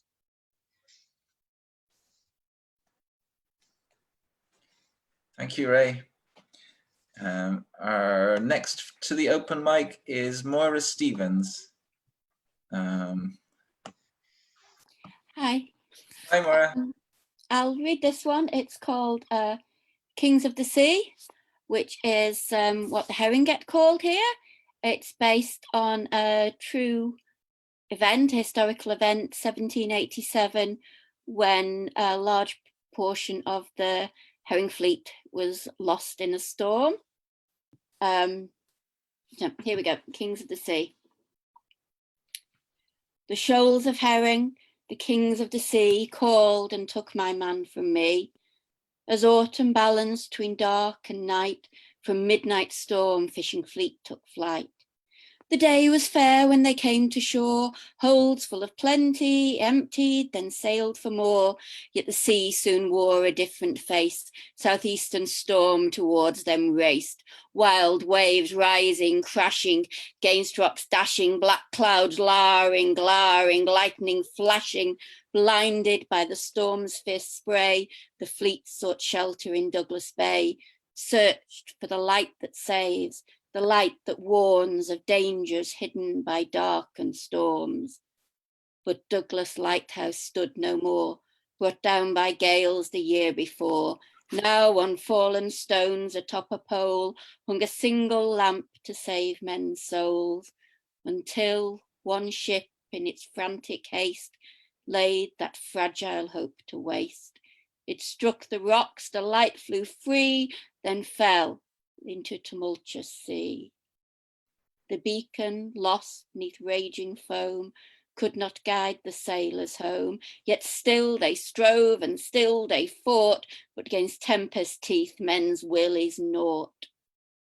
We stood on the shore, watched, but could not save our loved ones from their watery grave. We raised our lanterns to the sky, but they only called our men to die. So go seek the herring, catch the kings of the sea, but on September 21st, keep your boats at their berth and remember me. Thank you. Thank you, Maura. That was brilliant. Our next reader on the open mic is Jim Crickard. Thanks, Ben. Can you hear me okay? Yeah. Oh, brilliant. So this poem I'm going to do, it's playing with two things. It's called Vampiress versus the Roomba. So you know the Roombas, they're like those little robot vacuum cleaners that kind of clean automatically or whatever, they're little discs. And where the vampiress comes into it is, you know, like at the end of the night, they go into their coffins and turn into dust. So it's kind of like the Roomba wants to eat her. Okay. All morning, the Roomba was knocking against my coffin, incrementally searching for the dud board, the hollow spot, knocking with flawless robotic logic, following protocol to find a way inside and swallow the dust of my remains. With hyperextended wheels, it crawled mahogany walls, eliminating failed equations with every fall or miscalculation, before the mechanical menace reached the coffin door, where it rammed into latches, managing to unclasp them, inhaling the grains of my sleeping remains. And now we are one. I live within its digestive system, demonically possessed, The vacuum knocks its head off walls, flashing its red light, begging to be emptied. But nobody is coming. Nobody is coming. Nobody is coming. Thank you. Brilliant. Thanks, Jim. And our next reader on the open mic is Margaret O'Regan. Thanks, Ben. During the week at one of the briefings for the COVID restrictions and lifting of them, the NEFIT person was asked what could they do or not do when the visitors come into the house, and he said about all the things about cutlery and all that, but he added there's to be no hugging or kissing. So this is called a kiss. It was actually written before this, but I thought the connection was there. A kiss, a sensual kiss, enveloped in bliss, lips in sync, saliva linked, tongue tips dancing, circling, entwining, lightly beguiling, brightly enticing. Physical jerks, the result of such perks, causing sparks, flaming starts. Thank you. Thanks. Thank you. Let's see who's next. Colin Scully is next on the open mic. Hi Ben, can you hear me? Can you hear me? This is a poem I wrote about back in October, I think, when I was down in Kerry. We were walking with the family and we just saw an otter on the road. So I wrote a poem about it. So it's called An Madra Ishka, which is the Irish for otter, translated as the water dog. We walk on rain-soaked roads.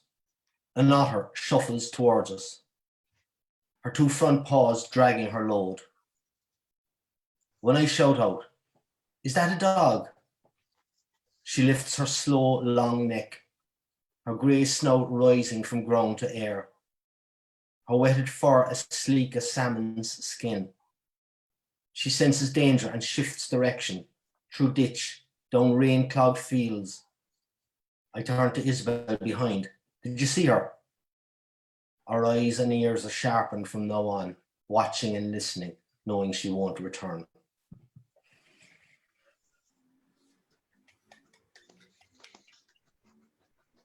Thanks, Colin. And next on the open mic is Philip Spillane. Hello, everyone. Can you hear me? Yes. Excellent.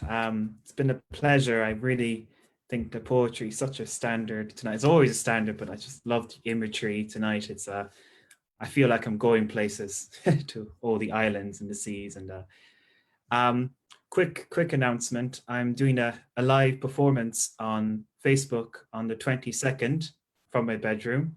It's going to be poetry, music, and it's for, I'm going to try and raise money for, give me a second, just want to double check, Autism Assistant Dogs Ireland.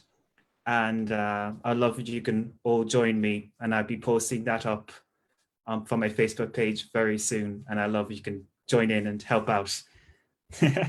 So it's going to do a poem very quickly. This is called Caddy's Pockets. Finding that Caddy's pockets are full of mandarin trees, revealing them magically as juggling bowls.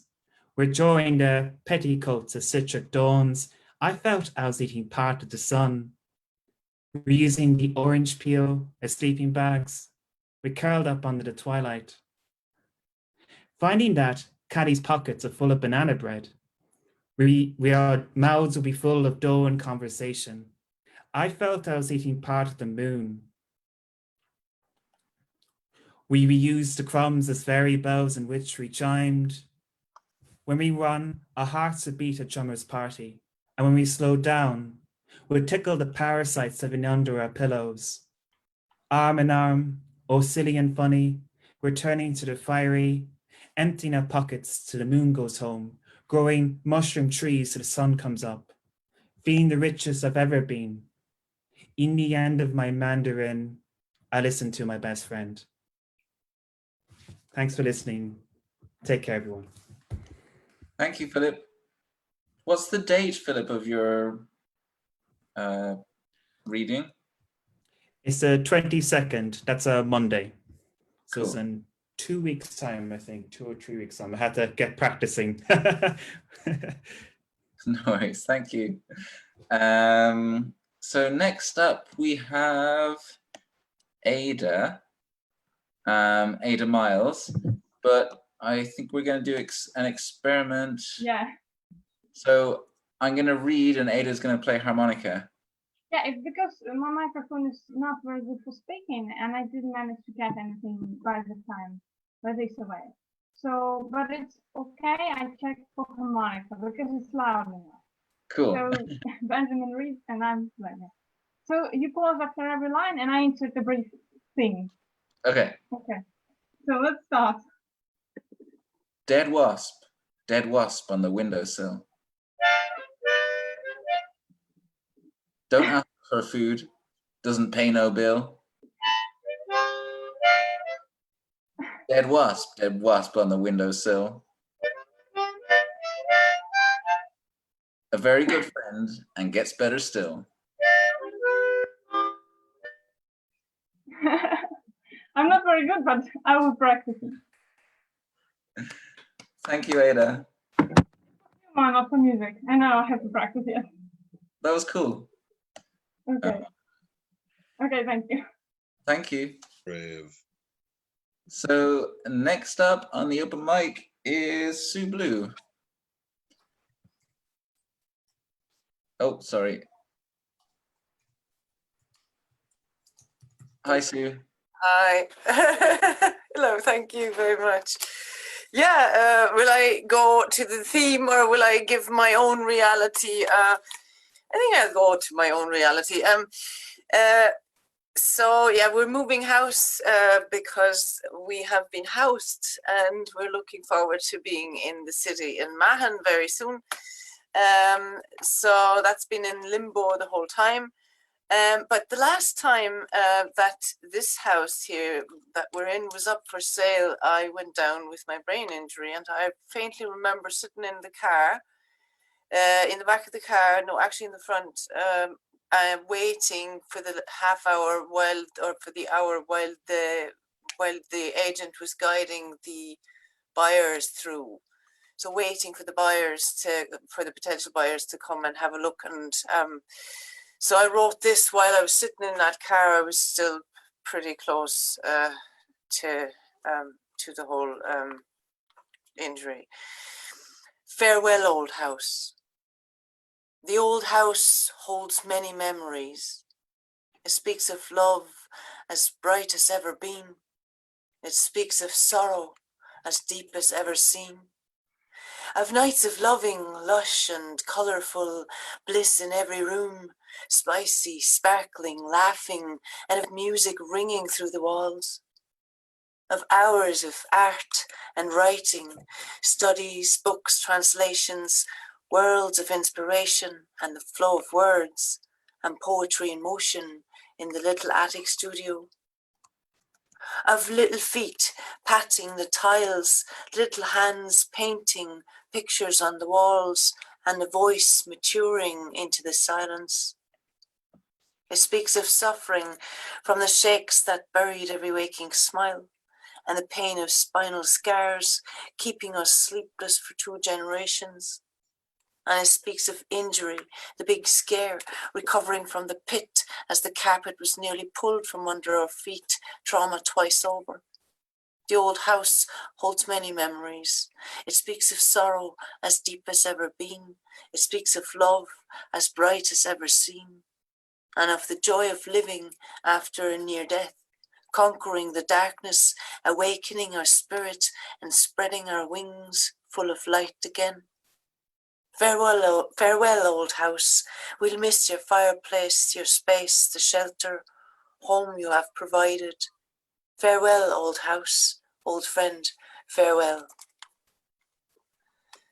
Actually, I realized it was this was written in 2020, so I kind of remembered a different poem when I was introducing it. So sorry about that. This is actually Goodbye to This House now. So Thank you, thanks Sue. very much. And good luck in your new house. Yeah, and come by for visits when you can. I'll let you know. Thank you. Okay, thank you. Bye. So next up on our open mic is Breda Spate. Hi, everybody. Thank you, Ben. And thank you to Mike and Alice this evening for the readings. They were really inspiring and so imagistic and just wonderful. The title of the poem that I'm going to read is, when I get it, Righteous Blood. And over the weekend, J.K. Rowling found herself in a little bit of controversy with the trans community when she objected to, it was an article that was written about people who menstruate as opposed to women who menstruate. And she really did upset the trans community. And so just to keep up with something that's current, I'm going to read a poem that I wrote, and the title is Righteous Blood. In the last year of occasional spotting, the sudden sight of blood brings me back to my first. White knickers, blood-soaked as a bullet wound in a cowboy's shirt. A hero's blood or baddie's, either way, blood is male. Before television, blood is the figure of Christ on the cross, my original almost naked man. His ribs like handlebar finger grips, the hollow between biceps and triceps curved like a lip on his sallow stretched arms. Long muscles of the stomach tautened, rippled as the beach at low tide. His body pierced with bloody slits, the holy wounds of palms and feet, and the flow from his divine gash. It was still a time of sin, and I believe I'll burn for recognizing Christ's nipples on David Bowie, the profanity of Ziggy's body, pale, lean legs, slender arch of the cheekbones rouged, a man who could menstruate, the hallowed male now liberated from the cross to bleed among women, to know the curse of monthly mouthfuls spewed to the summons of the moon, never noble, never sacred. Thank you. Actually, really well constructed. Thank you, Breda. And next on the open mic is Emily Davis Fletcher. Also, Breda. Hi. Hi. It's good to be with my Irish friends again. And yeah, I want to remember to tell you there's an open mic again here in Beaufort this South Carolina this Thursday. I'll post the link here for everyone. Phil was at it in May. That was fantastic. All right, I'm going to read something. I don't know what the title, there's no title right now, so if anyone thinks has a title, just put it in the chat thing. Okay. I want to tell you about the ballroom ceiling and floor of our lips, the soft shore of our bellies where we meet and do our best listening. But tonight's wind is a ventriloquist, giving a voice like a throat clearing to my roof and walnut trees. I must check on those busted sneakers hanging over a telephone line down the block. Remember, I pointed at the sunburst pair, ash-colored, framed by the limbs of oaks and contrails. When we stopped under that chandelier of holes and shadow, I should have kissed you, stepped us into a rumba of your humming, but we did that at home. Now the pines sway and creak, their ancestral bones of rocking chairs. The wind tries to braid and unbraid me. I'm afraid the shoes will twirl out of control, afraid not break before I arrive. But I find them still, funneling darkness in the flower moon, nowhere to be seen except in photos you sent this evening of your phoenix sky. Above me, their black souls point out and taper, silent as owl wings, but heavier. Bad news on the line today, while I walk through a shower of screams from children playing virus versus humans. No, not wings, the pair are like owl ears, which perch in different places on the head. One hangs lower, closer to the ground, hears me breathe, a flutter of grief in my lungs that's hereditary. And what feels like 40 stories below, a honeysuckle blossom shuffles across the tarmac on the back of an ant. The higher pair hears the clicks of pine cones shuddering before rain, the crinkle of cellophane within nests, the rustle of clouds filling with air like plastic bags. I hear your slow, quick hum, the leaf of your waking hand fall in mine, your voice on the phone before you left. Anger is a marriage, you said. Silence buried inside my laughter, the will to carry a blossom against the tide of wind. Fantastic. Is it done? Is that it? Well done, Emily. Who is that? Oh, Max. Thank you, Max. Brilliant. Thanks, Emily. Biggest fan. Okay. Thank you, Emily. Brilliant. And next on the open mic is Augustina. Hi, can you hear me? Yeah. Brilliant. I actually wrote this one around the time when I got my first tattoo. And since I've written this, I've actually gone on to get 4 more, and I'm thinking about my 5th one. So I think it's the main thing on my mind right now. So I'll go ahead and read this poem once more.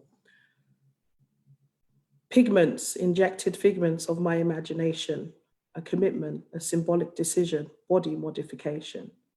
Yes, it is a permanent marking, poking, buzzing, and exploring a certain type of freedom, asserting that once this is done, it is done. Needless, needles, neatness needed, speechless I was instead. Needless to say, that day I felt like it was the first time in my entire life that I owned me. If only you could know how lonely it is to be full of ideas of what you want to do with your body, but being suffocated all your life by what will the people say? Many chances never taken, several places never explored, intense feelings never felt, fantasies never fulfilled. Is it permissible, unholy? Low-key, yes, you have to stay low-key. No mind for lectures and ceremonies. 9 months to form in a womb, a childhood full of gloom, teen years groomed by people who thought they owned me. Yes, they did me dirty, filled me with dirty ideas and obsessions, resuming, I have many confessions of. Strangers assuming, having no choice but to live with oppressors and aggressors of. Repressions, having to use my discretion. Adopting different personalities, navigating my way around various mentalities, always changing localities, liberties, practicalities, originality, what's that? Costumes in which I lived in just so I could fit in, be there, but just invisible enough to blend in. Individuality. Don't you ever express it around oppressors, because straight up, because of a breakup between 2 consenting adults that I had no say in being born to, implications of messy foundations and relationships. Inspiration. This ex-prisoner of censorship, with loads of pages constantly falling out of her book of life, only wanted to keep some of them together. It was a pleasure, tickled like a feather, trying very hard to leave marks on leather, a paperclip, yes, a paperclip, to keep it together on my body. My responsibility. The only one that I have for the rest of my life that is never going to leave me on my skin. Do you see my grin? Full of sin, they'd say, but inside my soul's library, I know this was a win in the direction of actuality and I tell you now, it took one small tattoo to make that incredible discovery that actually, factually, I own me. So that tattoo, the first one, was actually just a paperclip right here. And I've gone on to get more and we'll continue. Thanks. Thank you, Agustina. So next, or just a reminder as well, if you want to go on the open mic, just type your name and open mic into the chat box and you'll go on the list. So next on our open mic is Catherine Ronan.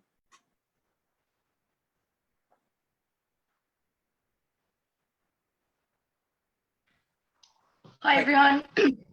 Thanks for all that lovely sea fest tonight. I felt like I have to go to Seaside this week, definitely. I'm on my way.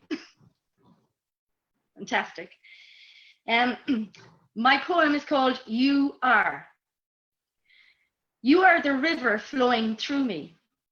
You are the rock steps across. You are the red kites above me. You are the I am not lost. You are the never leave me. You are the never why. You are the never question. You are the reason I try. You are the calm in my purple chaos. Forgive me again. Thank you.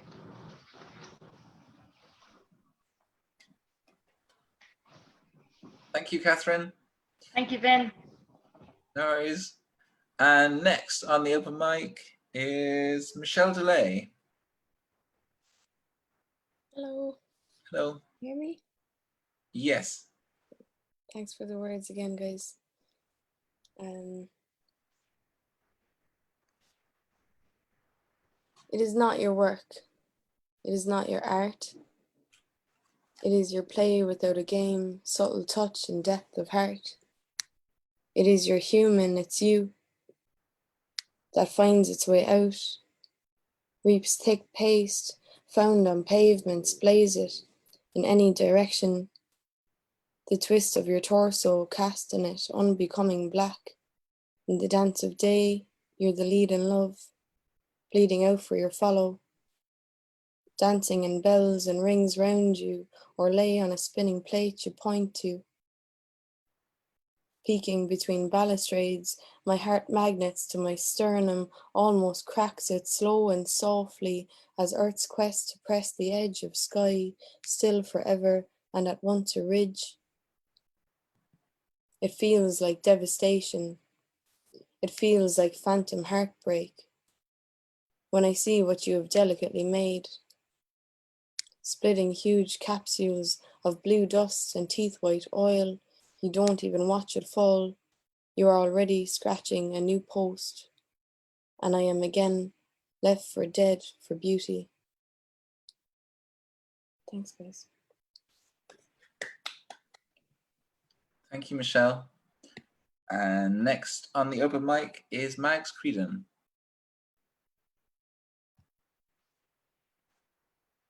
You might need to hit your unmute button, Mags. Okay, you know me, Ben, I kind of do improv songs. I've been writing an improv song, just built around revolutions, and you know, we were doing it a little bit too blue. So I wrote a little personal revolution song, and then I built it into little revolutions to do with the sea. Okay, so hopefully I'll get away with it. But I love challenging. Okay, can you hear that? If I can read it now. Tempo Plastico. Can you hear that? Okay. Yeah. Tempo Plastico. And we're rocking in an ocean on a tiny boat. Each crest sprays its foam up on each high and low.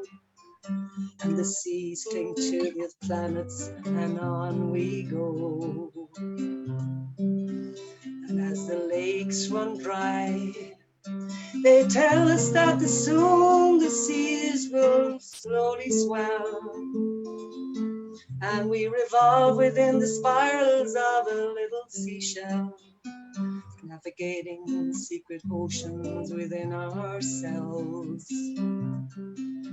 Each day and night this earth spins on itself. Horizons disappear behind their darkened shells. Spinning seasons we ellipsis on and slowly melt. Then we rebuild, this little earth to slowly spin itself again.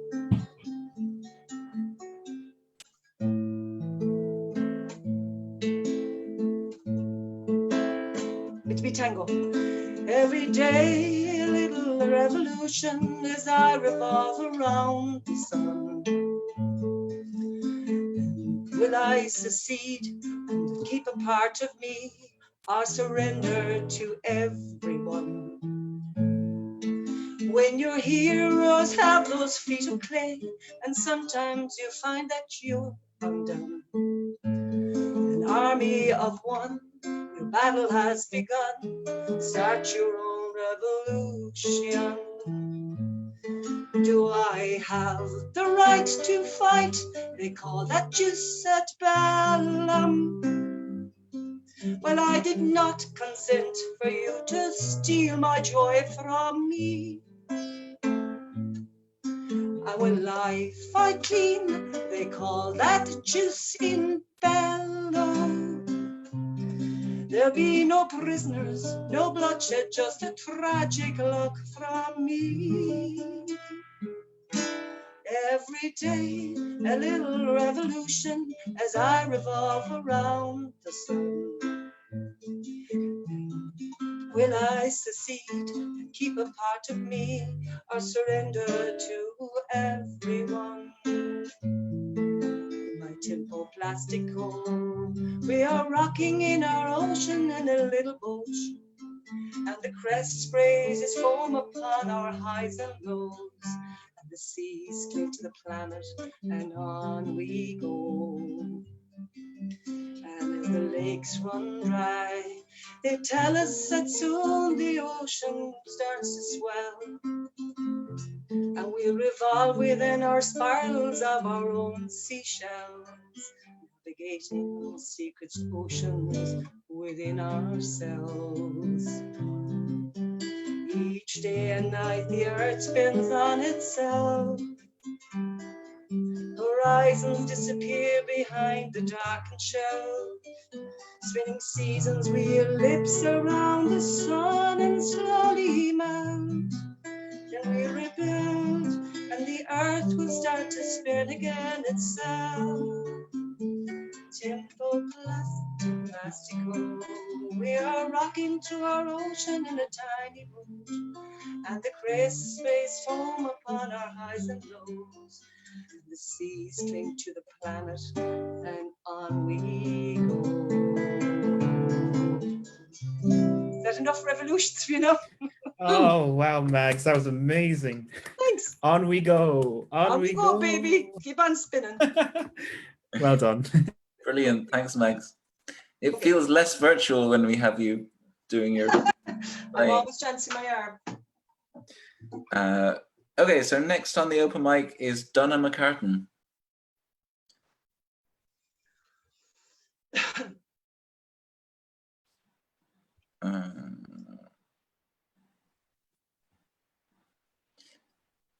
Okay. I think Donna might be away, so we might come back to him and go with John Ryan. Hang on, I may be back. Donna's here. Donna's here. I may be back. Just give me a second. Can you still hear me? I can hear you, yeah. Perfect. Firstly, just to say that on behalf of the Cork Harbour Festival, it is just wonderful to be associated with Ovale. It is just wonderful to hear the poems from good friends and from our new friends this evening, the poems of the sea. And I have a small contribution, a smaller piece of a bigger piece that has yet to be finished, but it's just titled for now, Waiting. Upturned, the currachs, their bows full of dark emptiness, stand forlorn. Lear's lonesome ghosts await. unused, hands that have hewn and hauled, heaved and hoisted, formed and built degraded stumps.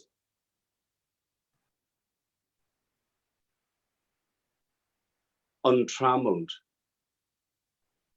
hands that harness earth and air and fire and water, gossoons tinkering with elemental force, devise maps to navigate them, plot routes to subjugate them, issue edicts to enslave them, praise pious toil, gouge profit from them. Unseen, the triumphal tip-tap of investment keys. Unclean, the first friend, this human touch, this healing hand, senseless caress, the caring void.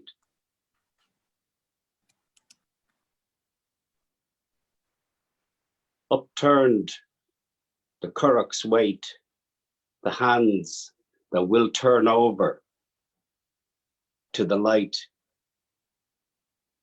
to the heart, to the sea.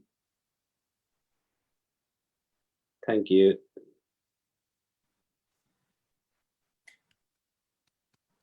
Thank you, Donna. That was a really good reading. So next on the open mic is John Ryan. Hello, Benjamin. Thank you. Hi, John. Everybody. I'm going to do what I often threaten to do. I'm going to do one of my cat poems. So this one goes like this. You look at me with ponderous eyes. You consider my gait and stance and demeanor. Silently, you capture my attention. You are cleverly set. You control your breath. You can pick at my weakness and make me doubt. What have I recalled accurately, and what might I have forgot? I'm usually not clear enough or focused. Should I not fill up my duties and put things right? Right now, I am not translating all you are communicating. I am only vaguely in tune with the mild, quiet murmurings that escapes in your vocalisms. You have mastered your subject. You know me so well. On your face are the patented lines of intrigue. The most amazing head nods now gently. The vice-regal nose penetrates the heart. Your ears hear all that is within sonar range. Your hair is impeccable. You bring in an intensity to the moment, whether I wish it or not. So I will be the one to blink. This is no surprise to you, I think. I begin to stammer an explanation, but you just turn, leave the room, and then you shake your tail. Thank you. Amen. Brilliant. Thanks, John. And next on the open mic is Kieran McCartan. It's Kieran.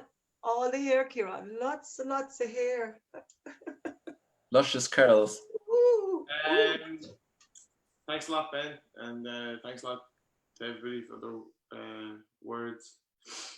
I'm just going to read a short passage from the narrative of the life of Frederick Douglass. Got that Black Lives Matter protest today, and I was at it on Friday as well. And yeah, I just think it's a pretty sorry state of affairs that such simple language like Black Lives Matter need to be told to people in the century. This book was published 175 years ago, I think sorry here is that such simple language like Black Lives Matter need to be told to people in the country. This book was published 175 years ago. Seems to be a bit of a delay there. Can everybody hear me? Yeah, I can hear you now, yeah. Sweet. Okay, cool. So this is the start of chapter 6, and Frederick Douglass has just, he has a new master now. He had a previous master, Colonel Lloyd, and now he has a new master, and he's just speaking about that. And he speaks a little bit about his resolve to educate himself. And I think education is a really powerful tool at this time in our world. She was entirely unlike any other white woman I have ever seen. I could not approach her as I was accustomed to approach other white ladies. My early instruction was all out of place. The crouching servility, usually so acceptable a quality in a slave, did not answer when manifested towards her. Her favor was not gained by it. She seemed to be disturbed by it. She did not deem it impudent or unmannerly for a slave to look her in the face. The meanest slave was put fully at ease in her presence, and none left without feeling better for having seen her. Her face was made of heavenly smiles and her voice of tranquil music. But alas, this kind heart had but a short time to remain such. The fatal poison of irresponsible was already in her hands and soon commenced its infernal work. That cheerful eye, under the influence of slavery, soon became red with rage. That voice, made all of sweet accord, changed to one of harsh and horrid discord, and that angelic face gave place to that of a demon. Very soon after I went to live with Mr. and Mrs. Auld, she very kindly commenced to teach me the ABC, and I learned this. She assisted me in learning to spell words of 3 or 4 letters. Just at this point of my progress, Mr. Auld found out what was going on and at once forbade Miss Auld to instruct me further, telling her, among other things, that it was unlawful as well as unsafe to teach a slave to read. To use his own words further, he said, "If you give a nigger an inch, he will take an ell. A nigger should know nothing but to obey his master, to do as he is told to do. Learning would spoil the best nigger in the world.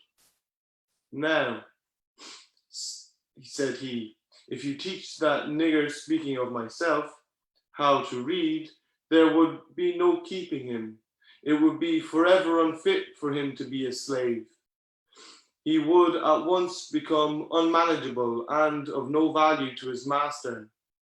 As to himself, it could do him no good, but a great deal of harm.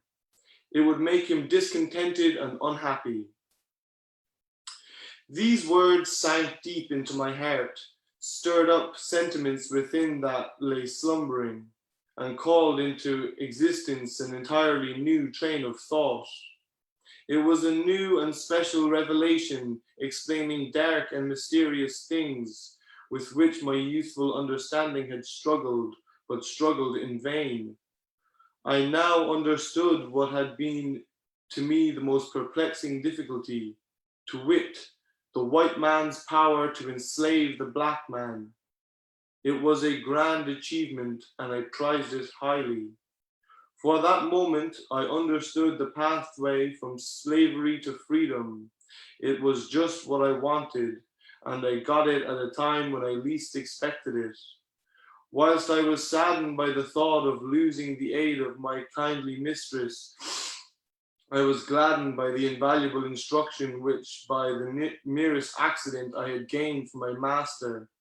though conscious of the difficulty of learning without a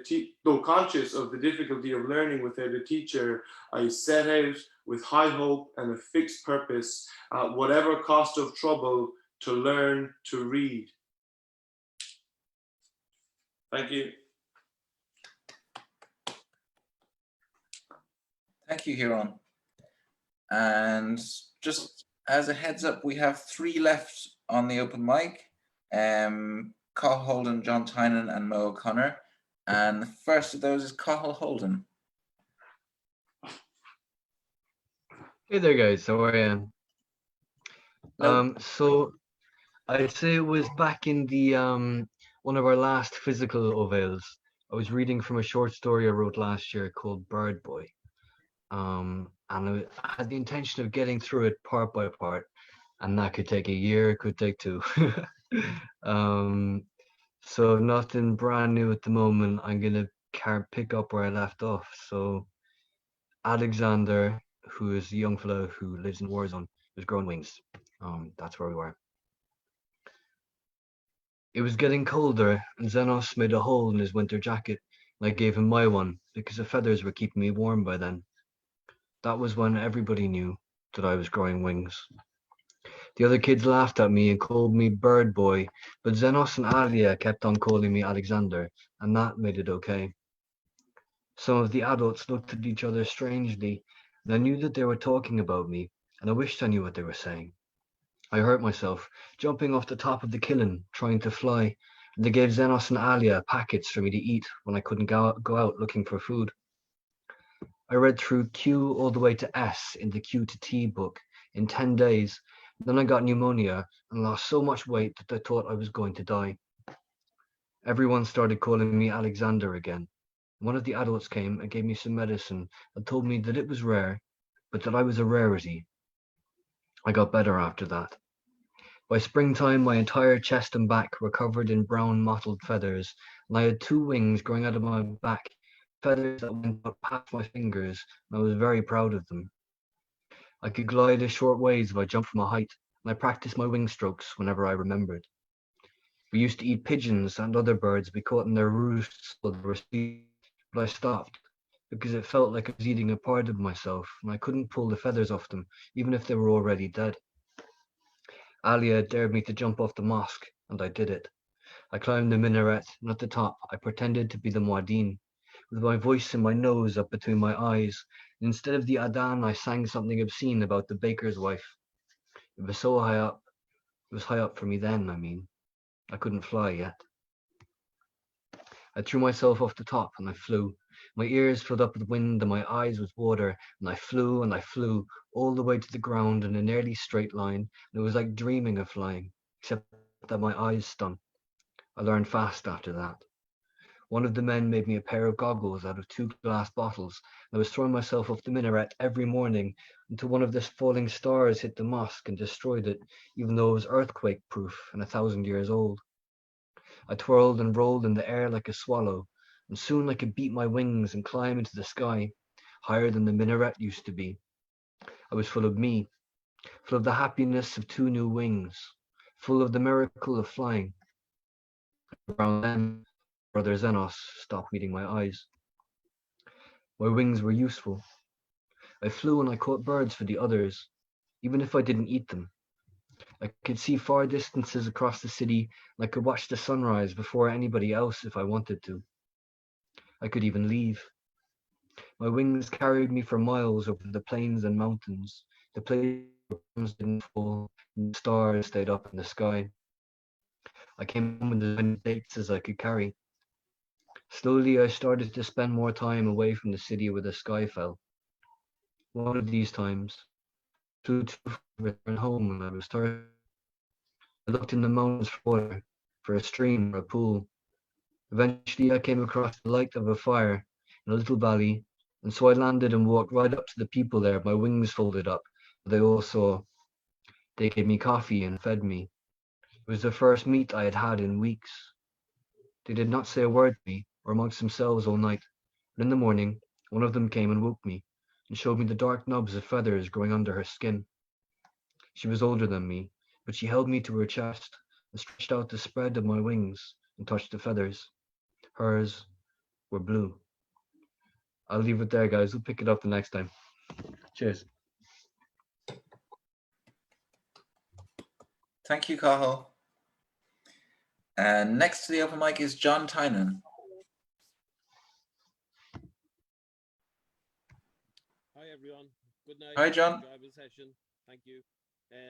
Like done earlier, I share a passion for Corks, and it being the Harbour Festival, I pulled up this old one that I wrote a few years back. It's about a dawn row on a Cork. So it starts like this. I can't hear that. Can anyone hear? Can you move a little bit closer to your device, John? Yeah, sure. How's this? That's better. Can people hear that? Okay. Can everyone hear this? Yeah. Okay, cool. The volume is still low, John. Hi. You'll just have to speak loudly, John. Okay, Yeah. I'll shout. Yeah. Okay, I'll shout. Even though I'm up full volume practically. So anyhow, this is about a dawn row on a Cork. The first embracing stroke, or enters into holy matrimony. Betrothed water swirls its mystic cloak. Now wedded to a love professed, to consummate this sacred harmony, she voices psalms of ever with the parting of her ways. And so entranced by crescent sighs, as bow sear solemn waters, gilded by the flame of King of Goldsmiths, the virgin light suffuses, the dark dispatched as Cork crests the rising day, vessel for a man's commune with nature. The blessed ceremony, the coupling, embark on timeless journey. Thank you. I hope you all got that, or some of it anyway. Thanks, John. I hope you've had a chance to be out in the boat as well. I have indeed, yes, for back rowing, yeah. Good. Okay, and our last reader on the open mic is Mo O'Connor.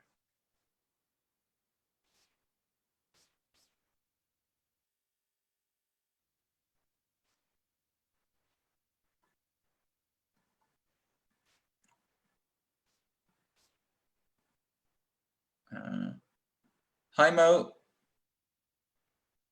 Now we can hear you, Mo. No, we still can't hear you, Mo.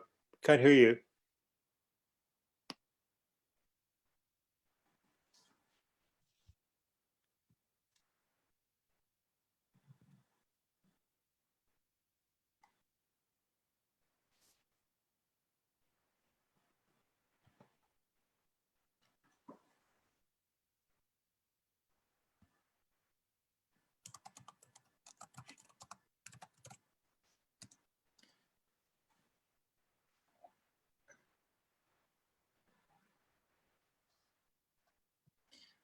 No, still can't hear you, Mo.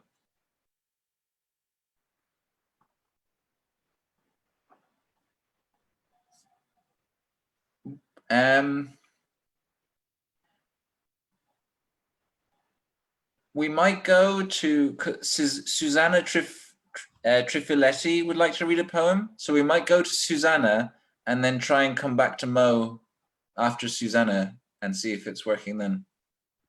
So next we have Susanna.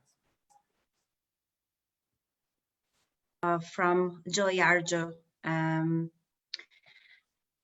It's called For Alva Benson and for those who have learned to speak. And the ground spoke when she was born. Her mother heard it. Inavayo, she answered, as she squatted down against the earth to give birth. It was now when it happened, now giving birth to itself again and again between the legs of women. Or maybe it was the Indian hospital in Gallup. The ground still spoke beneath mortar and concrete. She strained against the metal stirrups and tied her hands down because she still spoke with them when they muffled her screams. But her body went on talking, and the child was born into their hands, and the child learned to speak both voices.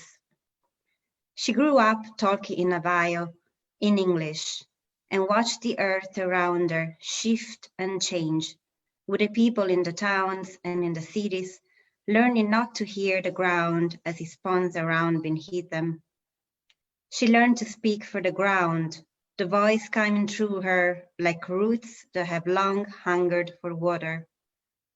Her own daughter was born, like she had been, in either place or all places, so she could leap into the sound she had always heard, a voice like water, like the gods weaving against sundown in a scarlet light. The child now hears names in her sleep, that change into other names and into others. It is the ground murmuring, and mounts and talons erupts as the harmonic motion of a child turning inside her mother's belly, waiting to be born, to begin another time.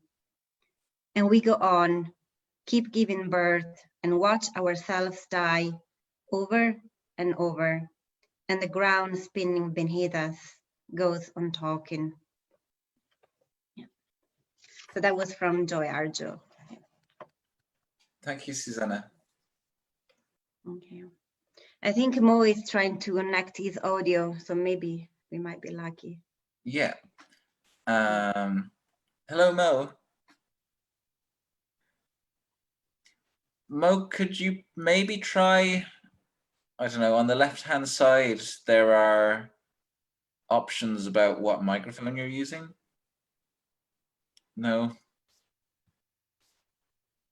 He says next time. Okay, Mo says next time. Okay. Yeah. Yeah. It's not working. Oh, well, next time we'll figure it out. Okay, so thank you to everyone who read on the open mic. Thank you to Mick Delap and Alice Lyons, our guest poets.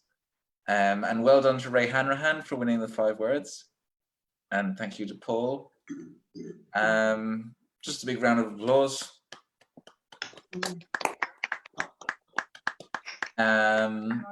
The event is going to cease being live in a minute, but if you want to stay around for mains, just stay in the group Virtual chat. mains. Yeah, mains. Just stay online and you'll be in mains. No more walking. I can smell it from here. Yeah. The empty bottles dripping wax. And thank you, Paul. Thanks to everyone who watched on Facebook. Where are you, Sean Tynan? Thank you, Alice, and thank you, Mick. That's the wrong Thanks to season. everyone.